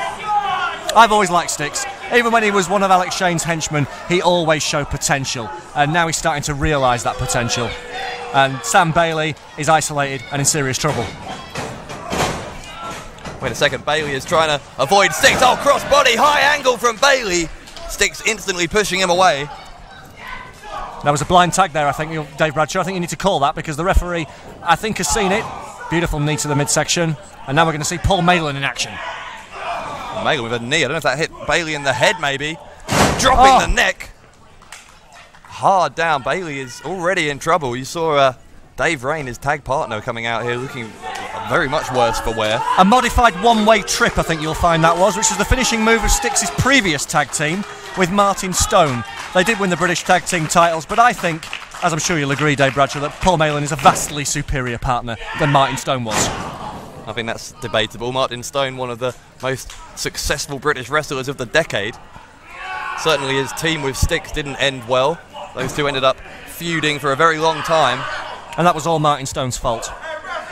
Yeah, you're not a fan of Martin Stone, are you? No. For reasons I don't like that him. will become apparent later on to anyone who wasn't involved in the original FWA. He's caused me a lot of grief, let's just say that, Dave. And, you know, at the end of the day, you mess with the truth, you face the consequences. Oh, that's cute. That's not so cute. Dropping Bailey down hard on his stomach. So yeah, Dave Rain is still down in the ringside area from that attack before the bell. He hasn't even moved. Retro Pop, I mean, they really did work extremely hard to win the match at FWA Unsigned against Lethal Dose. And clearly that took a lot out of Dave Rain. Or perhaps he's just been listening to too much, I don't know, Duran Duran backstage. I think Dave Rain has a great taste in music, but... The 80s, the decade that taste forgot. And I mean, I could understand looking at the way your red tank top and blue shirt combination. Maybe I can understand why you appreciate that. Nothing wrong with a bit of patriotism. This is, after all, a momentous day for British wrestling. FWA New Frontiers. Oh, dominant performance by the heavyweight House of Pain, Styx. Paul Malin is like Styx's protege. Styx and Paul Malin came together in the Slam Wrestling Academy in Nottingham, and Paul Malin made rapid strides to become the co-head trainer of the Slam Wrestling Academy. That is why they call him the prodigy, Paul Malin, because Styx picked him out and he owned him and he taught him and he selected him for greatness, and now he has chosen him to be his tag team partner in the return of the FWA, to be a greater team than Styx and Stone ever were. You talk about taking out the competition. Dave Rain is heavily involved in Future Shock, another wrestling academy that's linked to the FWA, and by attacking him, it seems to have put him completely out of commission. Still only just on It's his a knees massacre, now. Dave. It's a massacre is what you're seeing right here. And Sam Bailey can show all the guts, all the fight, all the courage in the world, but he's in there with the prodigy in the heavyweight House of Pain, Well, it's the 2-on-1. Sheriffs of Nottingham, I mean, and it's dominance. I mean, yeah, I'd almost agree with you. It is a massacre, but it's a massacre because they've challenged two guys who've already wrestled, then jumped them from behind. Did you speak to Styx backstage earlier? I avoided Styx. He looked a little angry. He's in a horrendously bad mood. Well, he's never in a good mood from what I've heard. I mean, let's face it, Styx is an FWA original, and the FWA Matchmaking Committee disrespected him by not offering him an automatic match. He had to go out and make a challenge to get on the show. Oh, wait a second, Bailey's fighting back. What's this? He's got Malin on a drop kick into a tornado bulldog. Now that's what I call a bulldog. That's what they call it. Now that's what I call a bulldog. Typical 80s music, ridiculous reference. That was ridiculous. I've used the word ridiculous several times in relation to you so far tonight, I've noticed. It's probably the only word of over 4 letters that you actually know, Dave Bradshaw.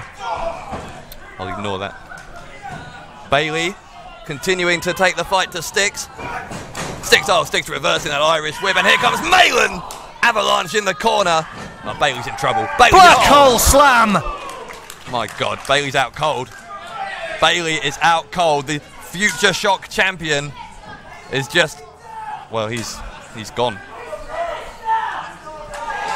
Well, Chris Roberts, the referee, has already been at the centre of controversy tonight with that Terry Frazier decision. Look at the gross stupidity of Dave Rain. Dave Rain is getting into the ring. He wants to actually become involved. He wants to be another sacrificial lamb to the slaughter at the hands of Styx and Paul Malin. Rain is fighting. Rain is back. He's had some time to recover, but he's quite badly hurt. Look at this, Rain is taking the fight to 2 men here. That was the preposterously named Bosch combo by Dave Rain, followed by a clothesline, and this is a most unlikely comeback by Retro Pop. What's this? Roaring elbow almost there. We're seeing some fight from the kid, I'll give him that. You know, I've seen Dave Rain a number of years. I've never seen him wear quite as ridiculous purple pants as that. I quite like the pants, to be honest. They would go well, they would match quite well probably. I'd hate to see your wardrobe. I'd probably need to wear sunglasses if I went in your wardrobe. Nothing wrong with not wearing a bland, watch this, 10-pound suit. Oh, gut-wrench stomach breaker. Executed to perfection by Paul Malin, the prodigy and the heavyweight House of Pain. The Sheriffs of Nottingham are taking the fight to Retro Pop this evening. You know, Chris Roberts is asking Dave Rain if he gives up, and Rain is shaking his head, but it must be so tempting to say yes with the beating he's sustaining. Bailey is now on the outside. Rain is soaking up some of the beating that Bailey was taking in the opening part of the match. This is tough to watch. And that's all. Well, thank goodness, to be honest. I mean, Rain and Bailey. Ladies and gentlemen, here are your winners. That's what you call the team of Styx and the Trent Malin. to Hell. The Trent to Hell by the Sheriffs of Nottingham. Finished off Dave Rain. And Retro Pop is back where it belongs, firmly in the past. Well, Rain and Bailey already put in a stellar performance in the main event of FWA Unsigned. And just admit it, Greg. Bring yourself to admit these two, Styx and Malin, did not want a wrestling match. They just wanted to come out and beat 2 people up who were already hurt. Styx was in a bad mood. Styx wanted to take that bad mood out on Retro Pop. And for me, I don't blame him. Referee, get these 2 away now. I'm getting sickening about this now. Oh, yeah, now Styx is like, he's telling Malin it's enough. How gracious of him. We said before about the upcoming FWA Tag Team Tournament, and I'll tell you what, the Sheriffs of Nottingham right here, Styx and Paul Malin, they will be a force to be reckoned with in that championship. Well, Bailey and Rain will live to fight another day, and as great as Styx and Malin are, as dominating as they are, you've got to think Bailey and Rain, Retro Pop, would have been able to put up a much bigger fight if it was an even contest, a fair contest. I just don't know. I don't know what these 2 have proved. I really don't know. They've proved that the 80s sucked. That's what they've proved. Coming out, to be honest with you, jumping. Retro Pop, they gave it their all. They had a go, but in the end they were overpowered and outclassed by the Sheriffs of Nottingham.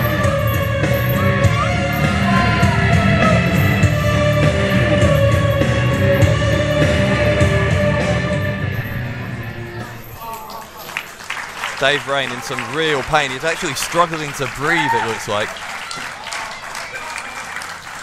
It's tough, it's really hard to watch, and it's just so unnecessary. Yes, Reigns in pain. I think he's also insane in the brain because he shouldn't really have got involved in that match because there's no doubt about it, he wasn't 100%. And now he's paying the price. Well, as loath as I am to say, you might be right. It may have been an error of these two to accept that challenge. Nonetheless, Bayley and Rain, Retro Pop, here on New Frontiers.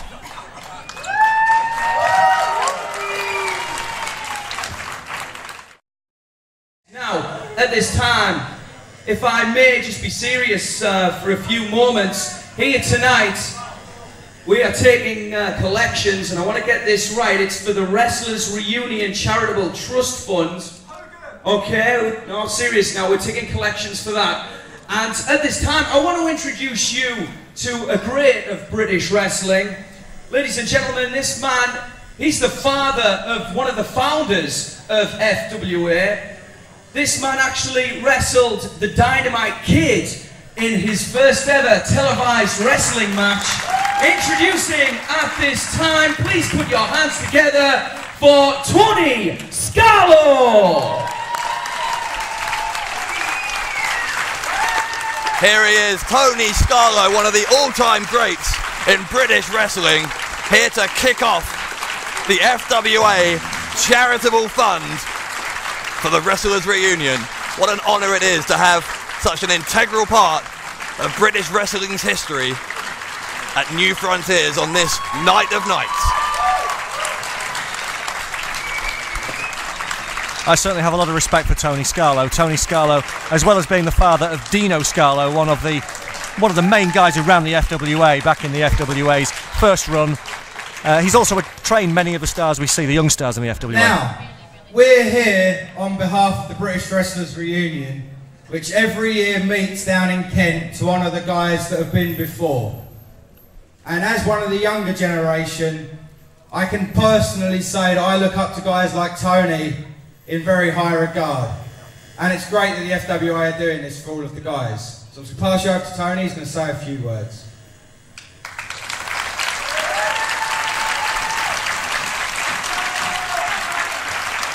Thank you very much. Thank you very much. Ladies and gentlemen, I'd like to take this opportunity to thank the FWA for their kind gesture in making this donation for the Wrestlers Reunion and for the wrestlers that are either falling on hard time or injured.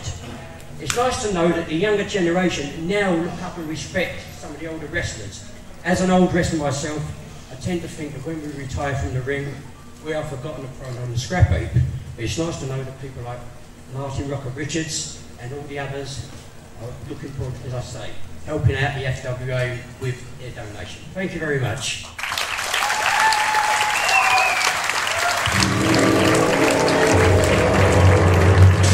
What?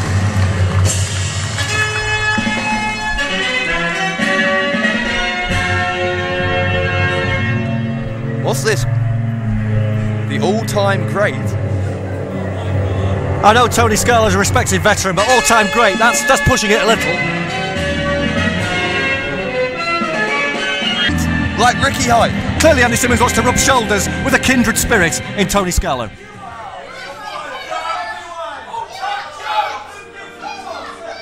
Thank you very much.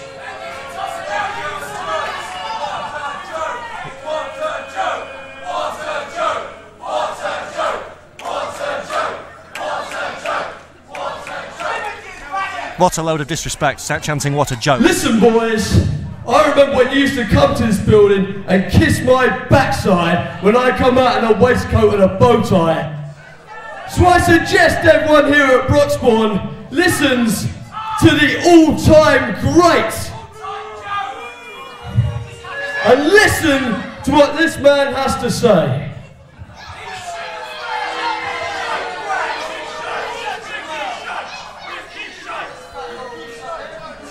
Witness the fitness, Broxbourne.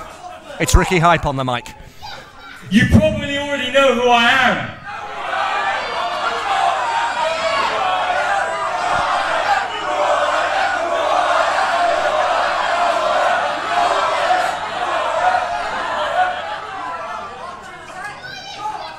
I won an obscene amount of money on the BBC's Total Wipeout. I turned up to the programme and said I would win. I said believe the hype, and I delivered. And now tonight, I bring to you the all-time great, Andrew Simmons. Oh, it's Andrew now. That is his full name. It's on his birth certificate. As is the all-time great, I would imagine. Andrew Simmons has been in the ring with most of British's great wrestlers. And he once wrestled 3 times on Monday Night Raw. With Johnny Saint. He's been in the ring with Dave Taylor. And he's even been in the ring with the biggest man in wrestling, Vince McMahon. Who was very impressed by the all-time greats, may I hasten to add. Yeah, so impressed. And no one else in this room can say that.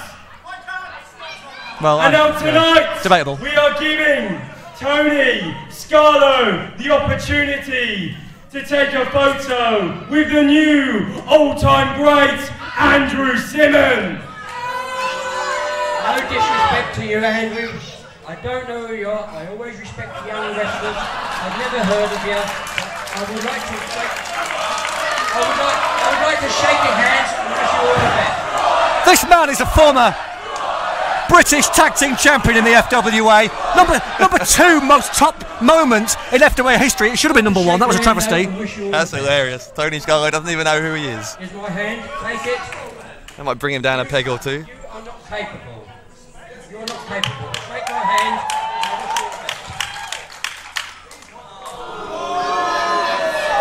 I mean, this guy, Andy Simmons, right, like I said, competed on Monday Night Raw for WWE 3 times in one night. He spawned Simmons a Mania, he formed the Hated Heroes, he appeared on Big Brother's Little Brother, he held titles for 10 different promotions. He even reviewed the film The Wrestler in the Guardian newspaper. What are you? That impresses me, I'll tell you what. You know, this guy should have had the number 1 moment in the FWA countdown, and now he's been disrespected by Tony Scarlo. Tony Scarlo really is an all-time great. I have no idea what has got into Andy Boy Simmons, or Andrew Simmons as he That's the all-time great Andy Simmons to you.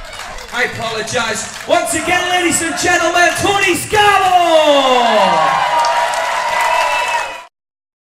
Ladies and gentlemen, the following contest, it is a 4-way elimination match.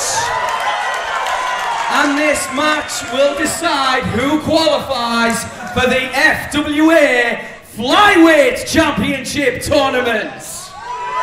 Introducing first.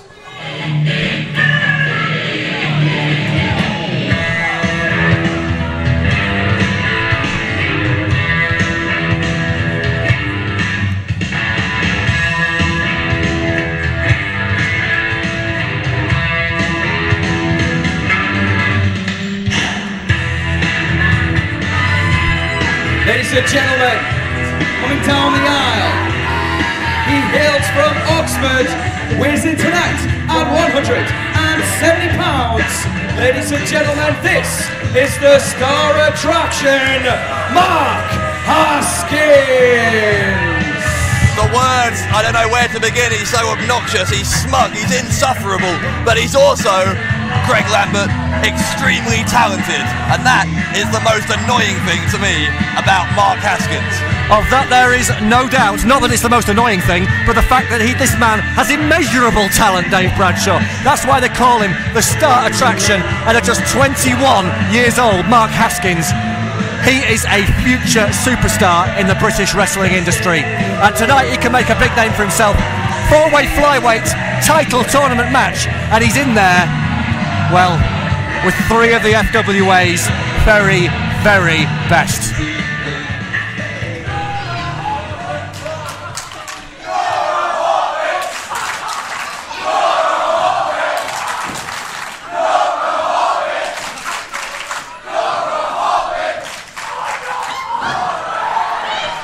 Why are they chanting "You're a Hobbit"? Ladies and gentlemen, introducing the second competitor in this 4-way elimination match.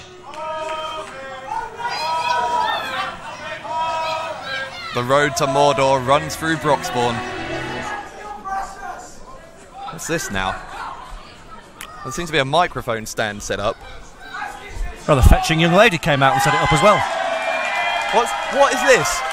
What is going on? We have some odd-looking guitarists standing out here. Are they, sweetheart?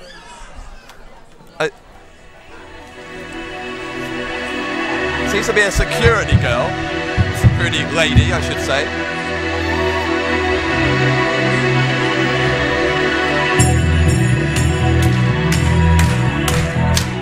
Will you stop clapping? Stop clapping!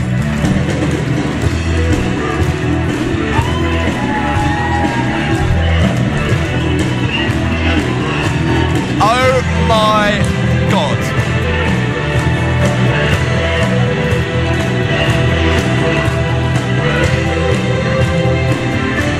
Sit down!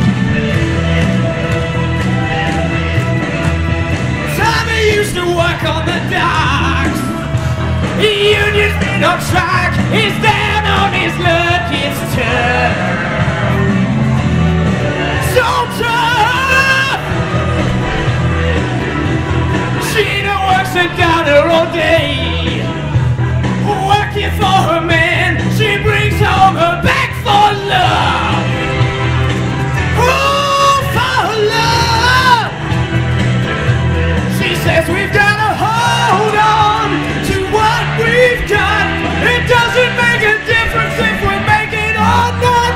We've got each other, and that's a lot for love. We'll give it a shot.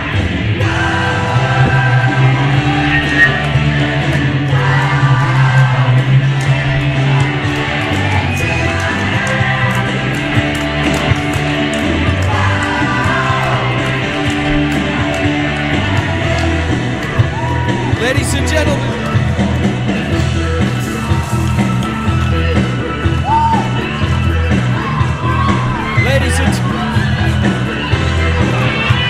what on earth is going on? Exciting like a nightingale! Dave Bradshaw, the Rockstar Spud is in the building! And the FWA will never be the same again! Can you feel the electricity? Can you feel the superstar presence of the Rockstar? I think there's blood coming out of my ears. I've had to put shades on, you realise the Rockstar's future is so bright. I am actually wearing shades. Where'd they come from? I'm wearing shades in homage to that marvellous rock and roll performance. I'll tell you one thing, there's one man who will not be living on a prayer tonight. The Rockstar does not need to pray. The Rockstar, in my opinion, is the favourite in this four-way match. Can I just say, the guitarist who's standing next to me isn't even playing, he's miming. The whole thing is a mime, except the vocal. How dare you cast aspersions on his musical capabilities? Is that even a real guitar?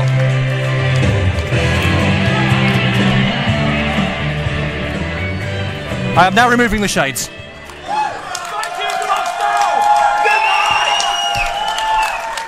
ladies and gentlemen, that was one of those stupid, bizarre things I've ever seen. Introducing at this time, from Rock City, Birmingham, winning tonight at just 9 stone, this is Rockstar Sports!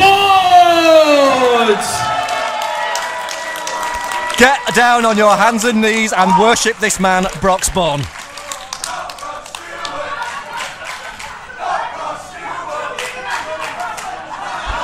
Rod Stewart could not carry this man's jockstrap. The third competitor. I'm guessing he doesn't have a contract, a record deal, right? Double platinum, I think you'll find his first record. It's going to be downloaded so many times through iTunes. More than this effort, anyway. Hailing from Harlow, Essex, winning tonight at 172 pounds. Ladies and gentlemen, this is the Wonder Kid, Johnny Storm! You know, you look at the list of people whose blood, sweat and tears made the FWA what it is, and Johnny Storm, the Wonder Kid, is right near the top. One of the most outstanding performers of his generation. Who just super kicked the Rockstar's microphone stand after performing an act so depraved and disgusting it really defies description upon said microphone stand, Dave Bradshaw. The Wonder Kid may be back, Well, we've got style in action, we've got the star attraction, and we have got the rock and roll wild child, future legend of British wrestling, the Rockstar Spud. How can we top that, Dave?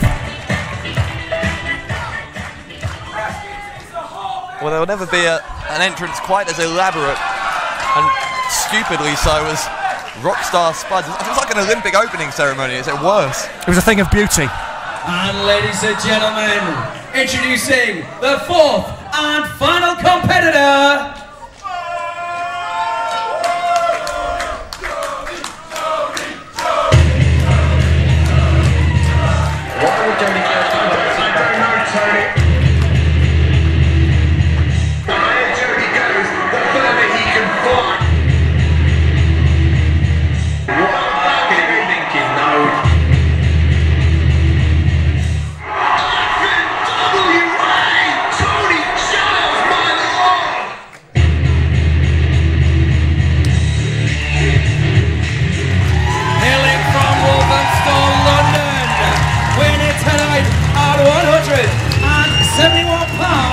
Ladies and gentlemen, this is the Phoenix, Jody Fleisch! There is arguably no one in FWA history who has created more unforgettable, more jaw-dropping moments than the man you are looking at on a night when the FWA rises from the ashes. How appropriate it is that we are graced with the presence of the Phoenix. The Phoenix Jody Fleisch. I remember the first time I saw the Phoenix Jody Fleisch in the flesh. He won the King of England tournament. He beat Johnny Storm in a ladder match that is probably the most exciting live spectacle I've ever seen in British wrestling. But that was 7 years ago, Dave Bradshaw. This is 2009. Can Jody Fleisch be king for a day once again? Can he recapture those former glories? We will find out in the ensuing moments in this four-way flyweight title tournament match. Tell you what's interesting about this match as well is originally it was going to be a fatal four-way one-pin match, and they've made it into an elimination match, so there'll be a little more. Where are you getting your information from? Nobody told me that. People don't really keep you in the loop. Have you got somebody talking to you in your ear? Well, yeah. They didn't give you a headset like mine because, frankly, they just don't trust you with anything after what happened last time. If you know what I'm saying. I wanted to commentate. It's what I've always wanted to do, and I do it exceptionally. Yeah, well, you're probably better at this than you are at being the owner of the company. Just ask Jody Fleisch, just ask Johnny Storm. These are two guys who are an integral part of the FWA until you ruined it. Johnny Storm is a former British heavyweight champion with the XWA, I think you will find, which I run perfectly adequately, in fact more than that. Just before you continue to cast doubt upon my wrestling managerial and corporate skills. But Johnny Storm and Jody Fleisch, these two were like permanently joined at the hip a few years ago. They're like the samurai twins of British wrestling, I call them, and now they're back together in this four-way match. And I'll tell you what they're going to do. They're going to work together. Well, that's what they're going to do. They're going to work together. They're going to work as a team. They're going to try and pick off Mark Haskins and Spud. They've been the worst of enemies. They've been the best of friends as well in their long and storied careers, which have so often become intertwined. In fact, the two men you're looking at in the ring, Jody Fleisch and Johnny Storm, are the only two men on the current roster who wrestled on the first ever FWA show on the 27th of February 1999, over 10 years ago.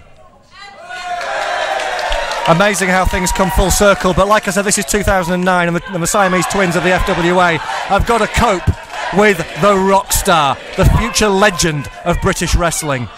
This man has charisma. This man has, as you quite clearly heard earlier, vocal ability, unparalleled. I don't think I've ever heard anything quite so amazing as that. I've certainly... Foo Fighters move over. You know, get another job, Red Hot Chili Peppers. The rock star's in town. I'll grant you I've never heard anything quite like it. That's all I'll say.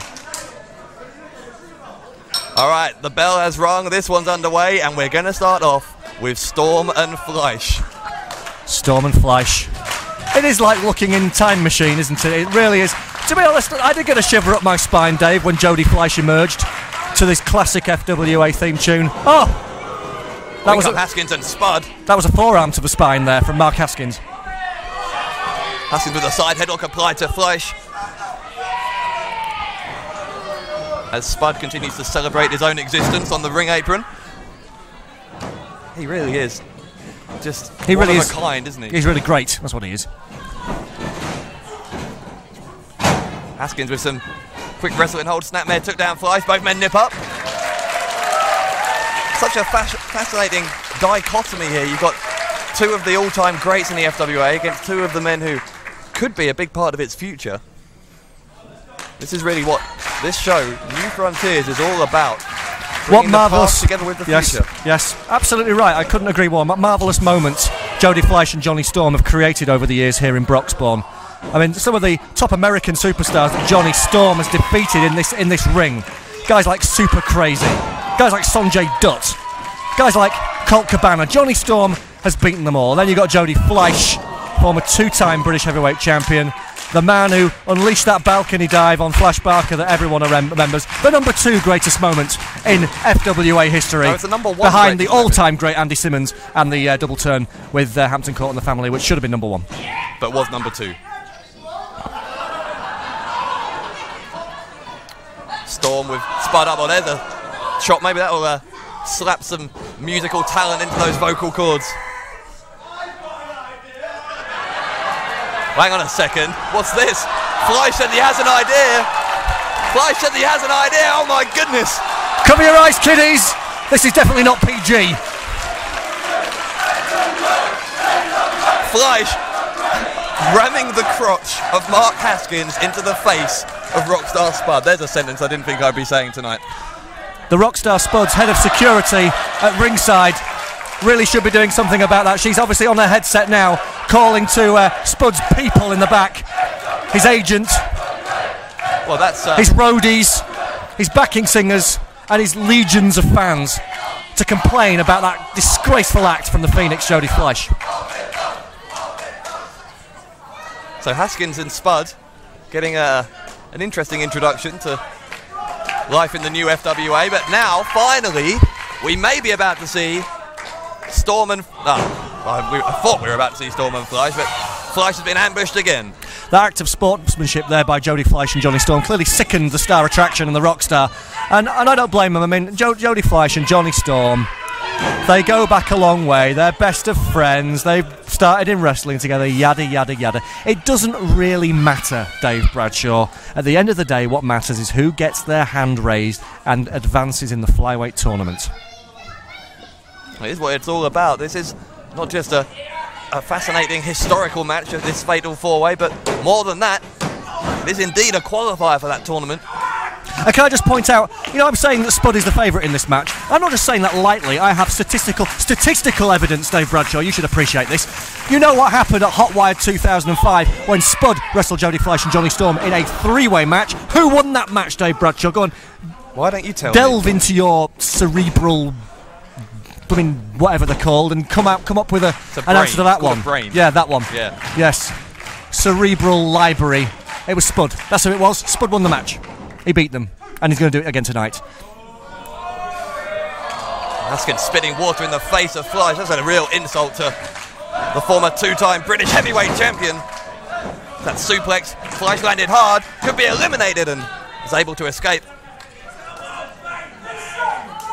I'll tell you what impresses me about Mark Haskins. This lad was trained by the specialist Mark Sloan, like so many of the young FWA stars, past and present, like Joel Redman. And that means, as I said before, Mark Haskins has discipline. But Mark Haskins has also studied... He's a student of the game. He's looked at other styles of wrestling, and that is why he's able to combine that discipline with phenomenal wrestling ability, high-flying ability, and also, I think you'll see in this match, he really has a flair for the dramatic. That's why they call him the Star Attraction. Well, he's taking quite a beating at the moment from the acrobatic Jody Fleisch, who seems to have not lost a step since the days of old in the FWA, but that might slow him down. There's Haskins with the elbow. Fleisch in some trouble now. Haskins putting the boot in. Jody Fleisch, I would say, is probably the rank underdog in this match. Is that a controversial statement, Dave Bradshaw? No, it's not. I'll tell you why. Because while Johnny Storm has been staying active, going up and down the country, wrestling full-time on the British circuit, while the Rockstar Spud has been burning the candle at both ends, you know, with wine, women and song and rock and roll and winning titles and beating people all over the UK. And while Mark Haskins has been being a star attraction, and while he's been wrestling for IPW and being a member of the Thrillers and generally being a young up-and-coming superstar, what has Jody Fleisch been doing? Diddly squat. He's done nothing. Since 2007, he's finished. He's washed up. It's not the same Jody Fleisch. I'm telling you, that man was the King of England. He was king for the day, but he won't be king on this day. Well, that remains to be seen. He may be out here, but no. Well, that's a bit of a sign of that ring savvy, that veteran instinct of Fleisch, able to get his hand out to that bottom rope. Broke up the pin. In comes Storm now. Taking a fatal four-way at the best of times. The referee has his hands full, but with a depraved loon like Rockstar Spud in there. What's Flash Barker doing? Sit down, Flash, your timekeeper. It's not your job to readjust the turnbuckle pads. Leave that to the licensed official. Flash Barker just trying to get this match to go in the way it's supposed to be. We've already had one incident with an exposed ring post, an exposed turnbuckle today. Look at the poise of the Rockstar. Oh. I've seen chickens walk like that. Well, that was odd. Here comes Fleisch. Well, Spud managed to get that boot up, boot to the face of the Phoenix, and wait a second, Hurricane Rana off the turnbuckle. Spud landing hard on the top of his back. Jody Fleisch did that from memory. Just for a second, he rolled back the ears. That's a throwback manoeuvre, a throwback Hurricane Rana by the Phoenix Jody Fleisch, channeling the spirit of the Yorko Bethnal Green, and that balcony dive just for a split second. And now tagging in the Wonder Kid, and Haskins is in too. Here comes Storm flying through the air. Incredible hang time from the Wonder Kid. Fantastic Four coming up here. And 4. And Storm now, a running enziguri, and Spud goes down. This is almost like a tag at the moment. You're right, it is indeed Haskins and Spud teaming up, Fleisch and Storm teaming up. Well, the Siamese twins of the FWA, they started it. To be There's a moonsault from Storm. Cover on Haskins. Now that, to me, is odd. Why is Spud breaking up the pin? Because Spud wants to beat all three of them. It's an elimination match.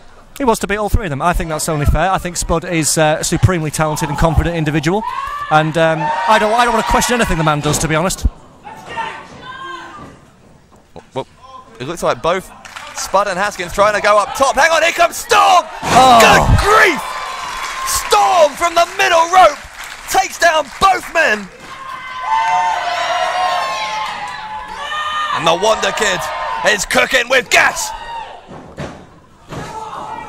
He's a former British heavyweight champion, a former All England champion. He even held the tag team titles at one point, and also he was the longest reigning XPW European champion ever. In fact, I think he was the only XPW European champion ever. But Johnny Storm has got the credentials, and that means when Spud wins, it will mean Spud's victory will be all the sweeter.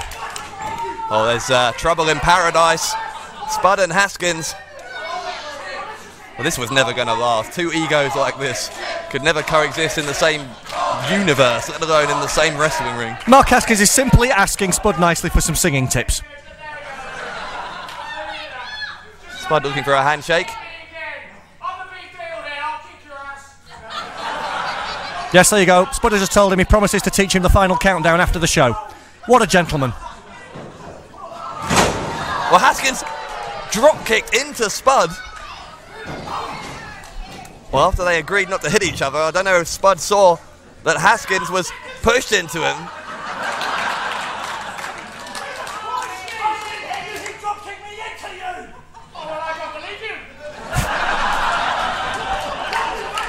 This is a strange argument between a hobbit and a guy who's in a time warp from the 80s. Only in the FWA. We are crossing new frontiers, and we have been for over a decade, Dave Bradshaw. And we crossed new frontiers right there with probably the FWA's first ever camp argument.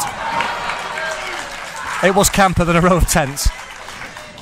Storm is in. Haskins is going to try and catch him. He has caught him. Wait a second, what's this? Wait a second, a double submission hold. Double submission hold. No, Spud. No, Spud. Don't tap, Spud. Spud's fading. He's trying to bite Rockstar. That. Wait a second. This is a Dragon Sleeper by Fleisch. Dragon Sleeper by Fleisch on Haskins. And the Rockstar survives. What guts. What is Fleisch trying to do here? Oh, Haskins dropped him. Beautiful counter actually there by Haskins. And Haskins into Spud. These two just keep colliding. Haskins, a super kick to the jaw. Super kick to the jaw of Fleisch. The star attraction. A perfect super kick and a beautiful plancha dive. I'm not sure Haskins knew anything about that, to be honest, Greg. He's instinct, that's what that was, Dave Bradshaw. The mark of a top professional wrestler. The star attraction, Mark Haskins, proving he belongs in the ring with two all-time greats and a future British legend. My God! A corkscrew dive by Johnny Storm. Spud moved out the way, but Storm landing right on top of the star attraction, Mark Haskins. Spud's going up high. Wait a second. What's this? Oh! Fleisch, oh no! Well, Spud won't be using that for a while. Speaking of throwbacks, I'm not quite sure who Jody Fleisch was trying to summon the spirit of there. Jody Fleisch, the Phoenix, trying to regain that form that made him a double British heavyweight champion. What's this? Fleisch! Springboard moonsault! Bloody hell, Tony! Sorry, I just forgot myself. My name's not Tony. Oh, we're talking throwbacks. We're going into the past. I got carried away. FWA New Frontiers. FWA's back, Dave Bradshaw. And Jody Fleisch, I tell you what, he is turning back the clock. You told me he was the underdog here. Well, if he is, he's... Well, he still is. Looking like the favourite at the moment. Haskins back in, or Haskins has clearly had enough of Spud now. He seems to be putting aside his differences with Fleisch. Could be a double superplex. Oh, wait, what's this? Oh, Storm. It's a quadruple stack of humanity, and it did not end well, Dave, because Johnny Storm has just shortened his odds dramatically on winning this match with that unbelievable powerbomb. Now, Johnny Storm is the only man to wrestle at all 5 events in the FWA's history that are called New Frontiers. He may be about to win a big one here, and he may be going to steal the show in the process. Oh my God, Haskins lands on his head. Beautiful, traditional, classic Johnny Storm with the Hurricane Rana, and now it's Fleisch and Storm, and now we forget the sportsmanship. Now it comes down to who's the best. These two know each other so well. Finally, we're seeing them compete again. This is the FWA, this is how we remember it. Storm and Fleisch both going for moonsaults, both landing on their feet. Close on attempt by Fleisch. Storm with the knee, no, the face. Sorry, the enziguri to the back of the head. By Fleisch, and he drops him. What action, Dave Bradshaw. I'm actually quite impressed you managed to call all that. That was lightning fast exchange there by Fleisch and Storm. Referee Andy Quilden says that's still just a 2 count. And you'll only see this in the British flyweight division. In the FWA, Broxbourne Civic Hall, August the 2nd, 2009. You mark this date. This is the date the FWA came back, and this is the date that Jody Fleisch came back, and he's really giving a great account of himself, I have to admit. Well, Storm is in a precarious position for any opponent who's against Jody Fleisch, because Fleisch is climbing the top turnbuckle. Storm fighting back. He knows he can't let Fleisch get up there. Oh, I've seen this move before, Mr. Bradshaw, in this building. A rewind! Rewind! And the crowd goes mad in Broxbourne. Oh yes, that was the Rewind Frankensteiner. Classic Johnny Storm. I am getting goosebumps, Dave Bradshaw. I have been transported. It's like going into Doctor Who's TARDIS and going back to 2003, 2004. The FWA is back, baby. Wait a second. Storm went for the super kick. Oh, Haskins goes for that skin cutter. Storm. He's got him here. Haskins escapes out. Haskins ducks, nips up. And oh wait, skin cutter on Storm. Why don't you make the pin, Haskins? That's a rookie mistake. That's the inexperience of a 21-year-old in a ring with the veteran, and Jody Fleisch has capitalised with the Phoenix DDT! Oh! Ladies and gentlemen, the star attraction, Mark Haskins, has been eliminated! Wait a second, Spud from behind on Fleisch! Oh no! Oh, there you go! No! Jody Fleisch has been eliminated! Well, moments after that Phoenix I called it, Dave Bradshaw. I told you that Jody Fleisch. But I tell you what, I did say Jody Fleisch would not win this match. However, what a performance by the Phoenix. You know, credit where credit is due. The truth is the man who makes headlines and meets deadlines. But tonight, Jody Fleisch has made some headlines of his own. Fleisch really did show us just exactly why he is such a legend here in the FWA. Speaking of future legends, there's the future legend of British wrestling, the Rockstar! Spud going for that leg drop from the top rope. Didn't hit it at all. Storm was able to move out of the way. And now we'll see. Now we'll see who's going to advance. Will it be an FWA legend in Johnny Storm, or a legend in his own mind? Future legend. Rockstar Spud. Future legend, Rockstar Spud. Tell you, either way, whoever wins this, what a match it's been. This is what the new FWA is all about. Come on, Spud. Come on, Spud. I have touted you. I have put a lot of faith in you. I have thoroughly enjoyed your marvellous musical performance earlier tonight. Let's cap off a marvellous day with a win for the Rockstar. Oh, I mean, nearly Johnny Storm had him beaten after that splash over the top rope. Storm is stalking Spud. Come on, I want to be in the VIP room tonight with a winner, the Rockstar Spud. What's Spud trying for here? Spud goes to the ropes. Wait a second. Oh, Wonderwall! That's the Storm finishing move. 2. No, there's a foot on the ropes. Foot on the ropes, Dave Bradshaw. Well, you're getting out of your seat, clearly. Of course I'm getting out of my seat. Enchanted by this. It's like being at a concert. It's like being at a gig with thousands and thousands of people. That's the kind of commanding presence the Rockstar has. Well, now, wait a second. What's this now? Spud is hiding behind that female bodyguard or security guard. I'll tell you, Johnny Storm's not going to stand for this. She's hot, though, to be fair. And Johnny Storm is known to have an eye for the ladies. This could be a mistake. Well, Storm taking his attention back to the ring where it should be. Spud with the pin. Hang on a second. His feet are on the ring. It is a mistake! I told you, Dave Bradshaw! Ladies and gentlemen, the truth, the whole, and nothing but.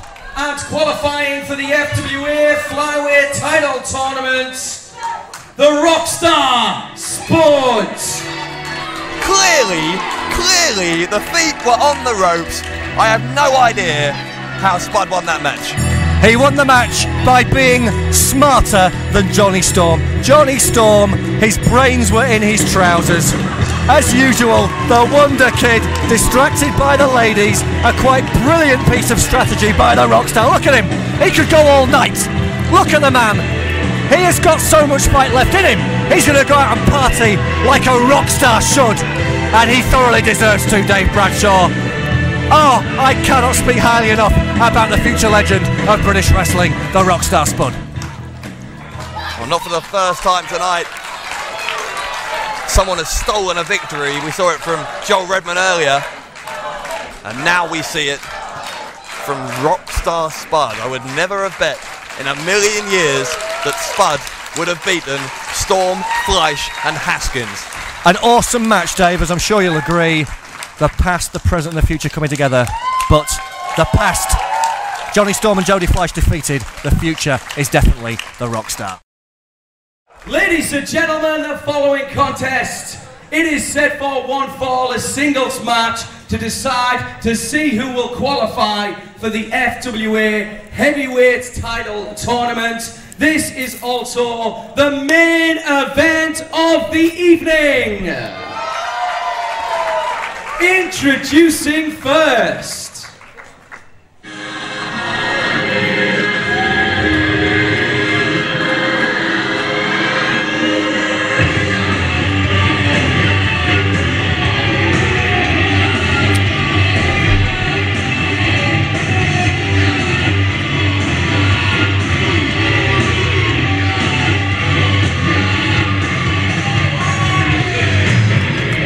Ladies and gentlemen, hailing from East London, he weighs in tonight at 230 pounds. Ladies and gentlemen, this is the Governor, Martin Stone! In the past 4 years, there has been nobody who has main evented more British wrestling shows than Martin Stone. But tonight, if he is to prove that he's the real deal, if he is to prove that he is the top dog in British wrestling, he must beat, arguably, the greatest British wrestler of this generation. In the past 4 years, Dave Bradshaw, nobody has caused me, Greg the Truth Lambert, more grief than that man there, Martin Stone. But I'll say one thing, in all my battles with the governor, the only thing that I can say positive about him, he is possibly the toughest, hardest competitor in British wrestling. And he is going against a guy who typifies the FWA. And ladies and gentlemen, his opponent...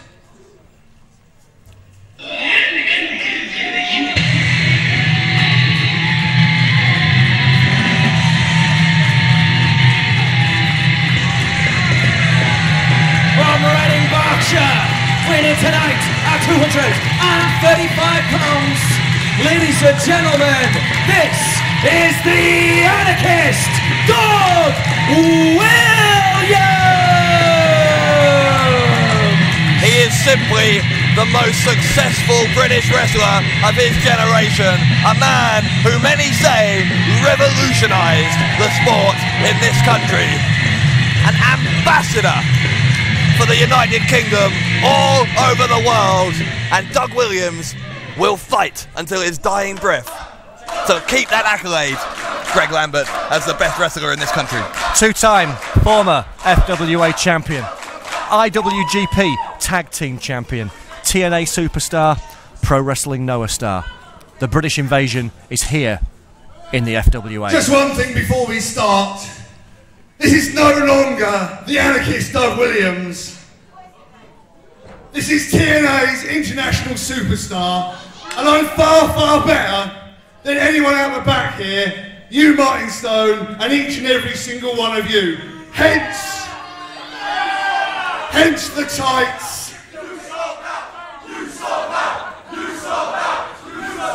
He sold out the Impact Zone, I think you'll Each and find. every one of you would do exactly the same thing. Because you can't live forever on your dole money and benefits, can you?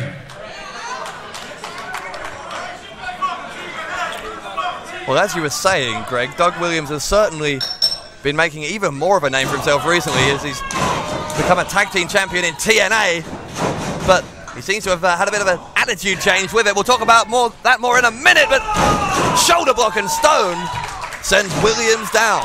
I think what you'll find that Doug Williams has is a superiority complex, and not before time, you know. I always thought he showed far too much humility when he was British heavyweight champion. He's quite clearly head and shoulders above everybody else in the FWA, and now he knows it, and that confidence is going to propel him to a dominant victory over the governor. Williams now begging off of Martin Stone, who dominated that first exchange between the two in this main event. Tell you, what a sight this is. We're in the Broxbourne Civic Hall. Yes. And we're watching Doug Williams. Yes. The greatest FWA British heavyweight champion of all time. Greatest British wrestler of the past 10 years, I would say, as well. Against Martin Stone. And I tell you, they're up here now. They're near oh, us no, on hang the on a minute. stage. Hang on. I don't want that man anywhere near me. Well, hang on a second. They're right near us here on the commentary table. My God, they're all over the place. Wait a second. Oh, hang on a second. Williams is gonna suplex Stone into the crowd. This man killed the FWA the first time, and he deserves to be suplexed off a ramp. My God, this is intense. We just got a real close up of this one. All right, I think somebody dislocated my headset. They're over the other side of the stage now. I guess it's. I don't want that man anywhere near me, Dave Bradshaw. I'm sick of the back teeth of the sight of him. Who, Martin Stone? Well, who do you think? He's the man who gave you the most embarrassing day of your life. He killed the FWA. I don't understand why he's been welcomed back with open arms to main event FWA New Frontiers. It was you who set the challenge. He killed it. He beat Flash Barker in a losing promotion, must close down match, and to me, he should be tarred and feathered instead of given a main event match. That's what I would do. One thing I will say is that it is a bizarre is it still on? Situation for. I can hear you. Yeah.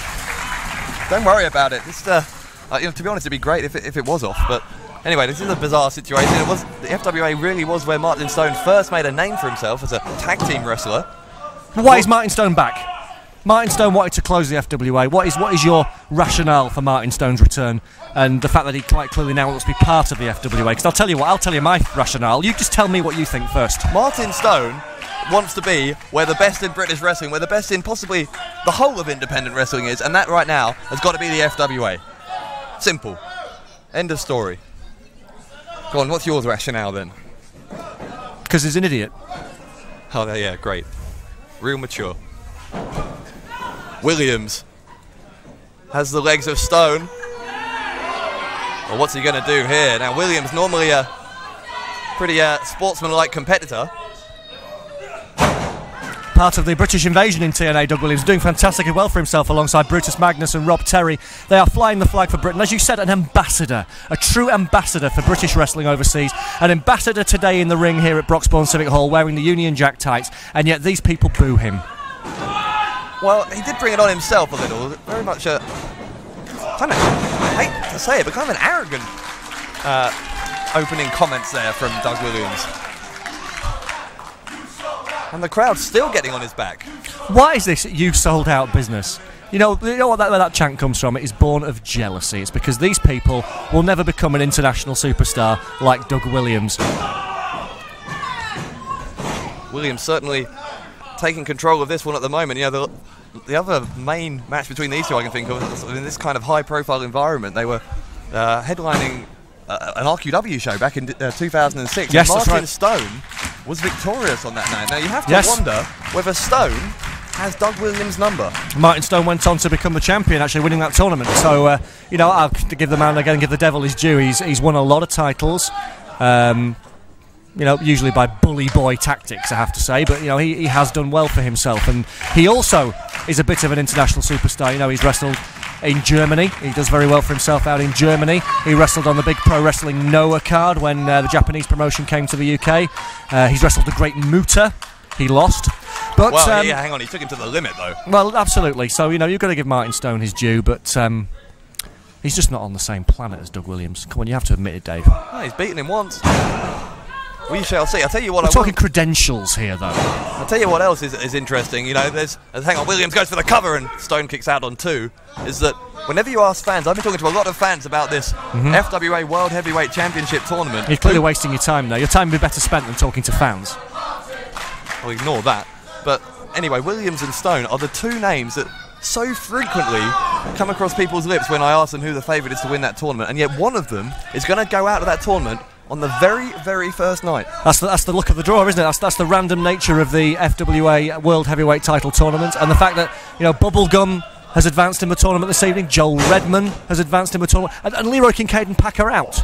So to me, it's still wide open, but you're probably right in saying that whoever wins this match would possibly be the favourite. Well, absolutely no disrespect to anyone else in the tournament, but with Morales, you know, surprisingly eliminated, Pac and Kincaid eliminated tonight, to me that only further underlines just how much of a favourite the winner of this match will be. Imitation is the sincerest form of flattery, and you basically just repeated exactly what you said, which means you think I'm great. Thank you. I just phrased it slightly better. Oh, and Martin Stone is bleeding. Martin Stone has been busted open, and the former anarchist, Doug Williams, the British invader, we could call him, a British ambassador, you could just call him possibly the greatest British wrestler of the past 10 years, has drawn first blood here in Broxbourne. Like a pit bull now, Williams is ripping at that wound that he's opened up on the forehead of the governor. Now Williams has held the title, the FWA British Heavyweight title as it was at the time, longer than anyone else in its history. Combined total of 909 days with that title belt during the existence of the old FWA. And I watched him beat Christopher Daniels to retain that title. I wanted to regain the title even on American soil for Ring of Honor in 2003. I saw that match on tape, and I also watched him defeat the likes of Steve Corino, one of the greatest former ECW wrestlers who graced the rings of the FWA. And Doug Williams, you know, he's beaten them all, and that's why I think that he will have learnt from that loss that you referred to earlier when he lost to Martin Stone a couple of years ago with RQW. And I think that tonight having gained the experience of working in TNA alongside the likes of Mick Foley and Sting and Kurt Angle and all these great names in international wrestling, that can only have benefited Doug Williams. He is a different animal. He's even more of a machine than he has ever been. All right, Williams has been very much on top of this one since that wound was opened up on the head of Stone. It does my heart good to see Martin Stone bleed. I enjoy seeing the man suffer. He made me suffer, you know. He certainly did. What a night that was. And he wouldn't care. He wouldn't care. I was distraught when the FWA closed down. And that man, what did he do?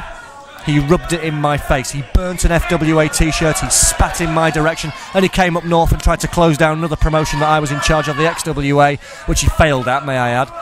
And to be honest with you, I really don't have any time for the governor whatsoever, and I'm thoroughly enjoying Doug Williams, dissecting him right now here in Broxbourne. That was a slightly interesting version of the story. Hang on a second. Stone with that butterfly suplex. He's got the shoulders down, a lateral press, and Williams kicks out. We'll respond to what you were just saying a moment ago, but the action is coming thick and fast here. Well, Stone, it looks like was going to go for London Bridge, but there's a roll-up schoolboy from Williams. 2 only, and there's a kick out. Stone with that lariat-like clothesline. When Stone tastes blood, he quickens the pace. I don't know whether it's out of desperation or whether it's just because of the fight in the man. You know, the man just craves violence. There's a hugely competitive, tense atmosphere in here as these two greats go at it. You know what I think it is, Greg? Both these men have such a keen sense of history. Both want to be the man who won the main event on the night the FWA returned. Absolutely. Martin Stone, I know it's all about his place in history. You know, it's all about ego. That's what it's all about with Martin Stone. That's why he killed the FWA. He didn't care about the fact that he shattered the dreams of all these fans who are so ridiculously forgiving here this evening. And, you know, he didn't care about the fact that you know, all the people he was putting out of work, you know, putting me out of work, you know, people out of a job. And I've forgotten even what my first point was in the beginning. I've long forgotten what the point of anything you're saying is. Here comes Williams over the top, landing on Stone. We've already had one double count out in a high-profile qualifier. Place in history, that's what I was talking about, thank you. But yes, Martin Stone does want to be the winner of this match, but Doug Williams, he wants to be the winner of the match, because I think quite possibly the winner could be the standard bearer for the future of the FWA. Well, Doug Williams looking like he's going to use a chair. Referee Tommy Stevens saying if he did, that would have been an instant disqualification. Never mind a yellow or red card. Oh my goodness. Stone just rammed face first into the steel crowd barrier. And again, I just realised something rather interesting. And you notice they are brawling near Flash Barker, a man who has a history with both Doug Williams and Martin Stone. Doug Williams and Flash Barker, it's very well documented, are best friends. Martin Stone and Flash Barker, Martin Stone has gone on record as saying Flash Barker is his hero. Yet it was Martin Stone who beat Flash Barker to kill the FWA. Hang on a second, Greg. Hang on a second. I'll tell you what just happened there. They've broken the crowd barrier. Such was the force with which Williams sent Stone into that barrier. My God, I think this isn't the kind of match I expected between these two at all. I thought we were going to have a sportsman-like battle, a real competitive but real sportsman-like feel to this, but it just hasn't happened. Williams has really just turned this into a brawl. It hasn't happened because of the superiority complex of the former anarchist, and like I said, it's about time we saw this kind of ruthlessness from him. Here comes Williams. Oh, wait a second! Backdrop by Stone. Williams over the barrier. Well, Williams may be hurt. He's landed hard on that hard floor. It's a wooden floor here, but like landing on concrete. No give there at all. Referee Tommy Stevens beginning the count. You can see Doug Williams is holding his lower back. Not surprised, he landed hard on the back there. This could cut short his international career in a hurry if he's suffered an injury. This is one brutal knockdown, drag-out war of attrition that we're seeing here from Martin Stone and Doug Williams. The desperation, the fight, the desire that these men have shown this evening to try and progress in the FWA World Title Tournament. They are willing to bleed for the cause.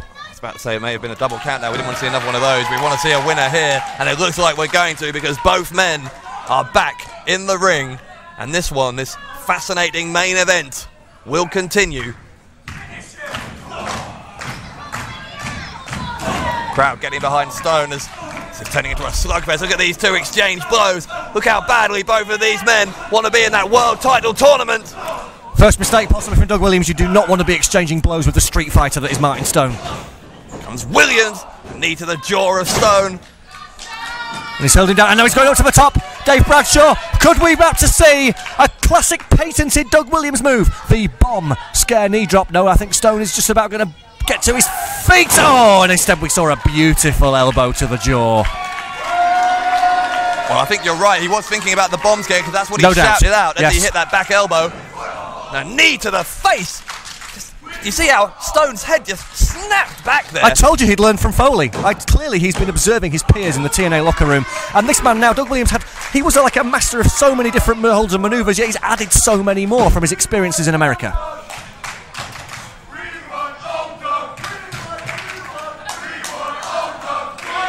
Can't believe Stone kicked out after the way is. Listen, the fans can chant they want old Doug all they want, but what I say is you can't teach an old Doug new tricks. Hang on a second, roll through, sunset flip, but Stone over. This is a pinning predicament. Now Williams.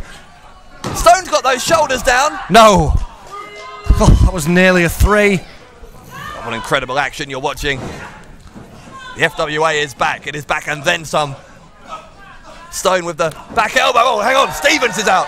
Referee Tommy Stevens. I was about to say you can't teach an old Doug new tricks, but Doug Williams has learned so many new tricks from his time in America, and that was one there, a veteran move, knocking the referee out. And the pile driver's banned. The pile driver is banned. Don't forget, but the referee can't see it. I guess it's not illegal if the ref doesn't see it, right? That's the attitude I know you've always taken. It's a good attitude. It's a healthy one. Wait a second. London Bridge. London Bridge from nowhere. No. On Williams. No, Doug. Doug, think of 1, 2, 3. Think of your country, Doug. Your country needs you. Kick out. Referee, come. Tommy Stevens, get in there. Get in there. That's not what you can do for yourself. That's what you can do for your country, and then do it for yourself as well. Wait, what's this? Stevens is getting in, but it's too late. Williams is back on his feet. Oh, Williams picks up Stone, and a punch to the face. He's punched him right in the nose. It's that European uppercut that we see in TNA. Oh, Tiger Bomb. And I thought that was all. I thought that was all. But at the very, very last second, Martin Stone got a shoulder up. Oh, Martin Stone is just like, he's like a dog that you're trying to put down. He just will not die. That's an odd analogy. He's using injection, they'd be dead. Anyway, let's move on. Stone, Samoan drop. And another one! Samoan drop central here at FWA New Frontiers as Martin Stone is pouring it on against Doug Williams in what has been a phenomenal match between these two. Wait a second. Again! Second London Bridge! This time! Stone with the cover! Stone with the cover! Oh no! Greatest British wrestler of the past 10 years has just kicked out of two Dave Bradshaw London Bridges, and that's why he's great. How on earth did Doug Williams kick out of that after being dumped on his head?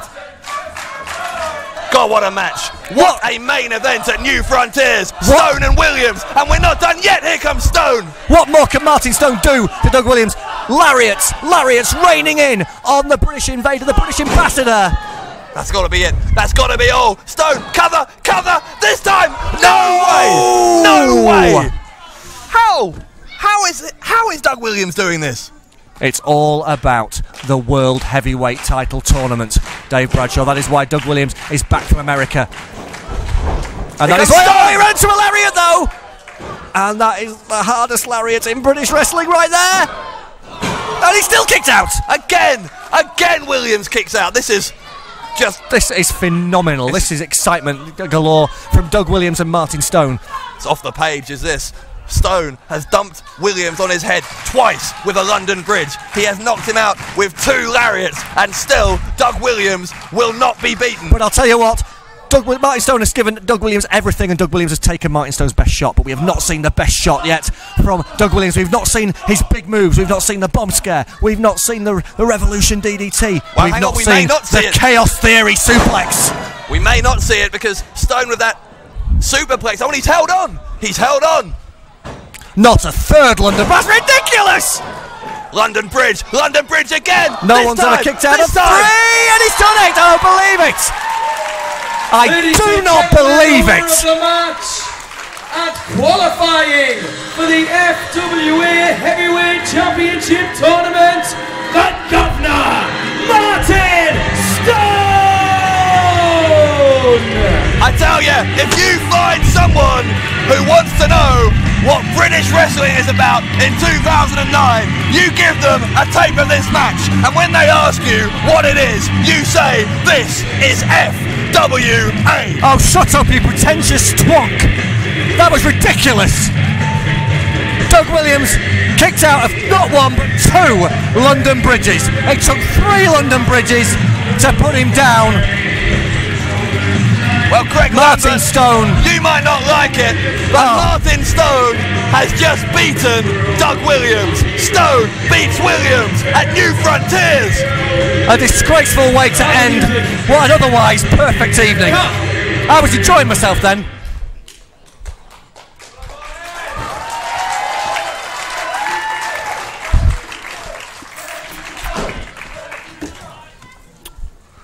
It's funny. 18 months on, and we find ourselves in the same situation. The RQW tournament finals, or also I should say, the ranking to get into the King of Europe Cup, and I beat you.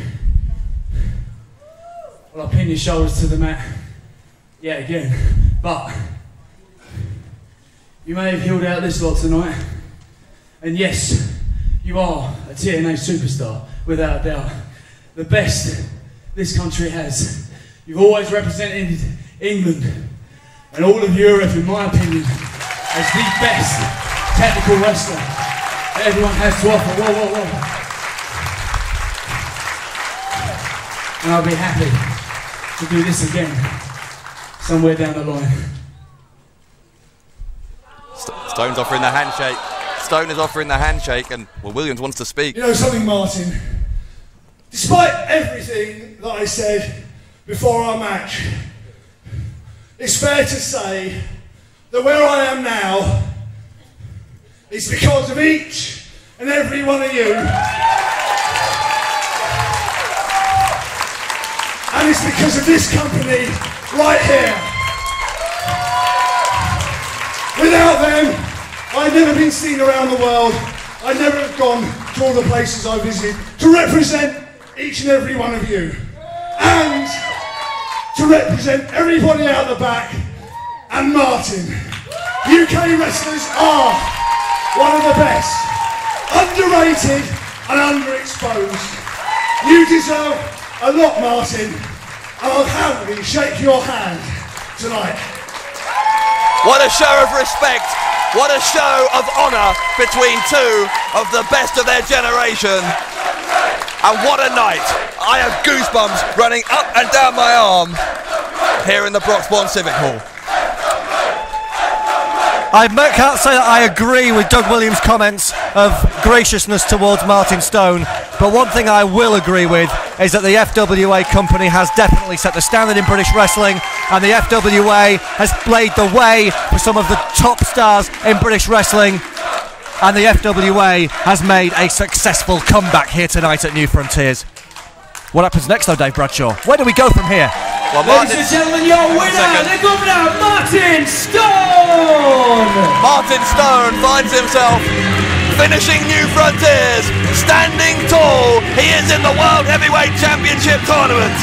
He has marked the return of the FWA by beating the greatest champion in its history. My God, what a night! What a night! Here in the Broxbourne Civic Hall, it was billed as a night for the history books, and my God, did New Frontiers live up to the hype.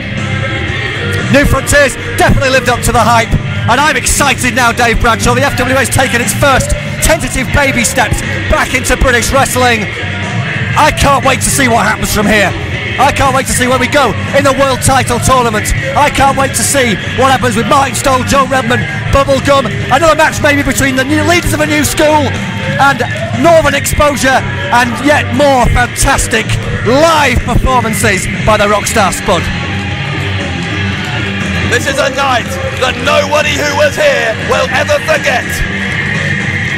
For Greg Lambert, this is Dave Bradshaw on a hot summer evening in the Broxbourne Civic Hall, where at New Frontiers, the FWA has been reborn!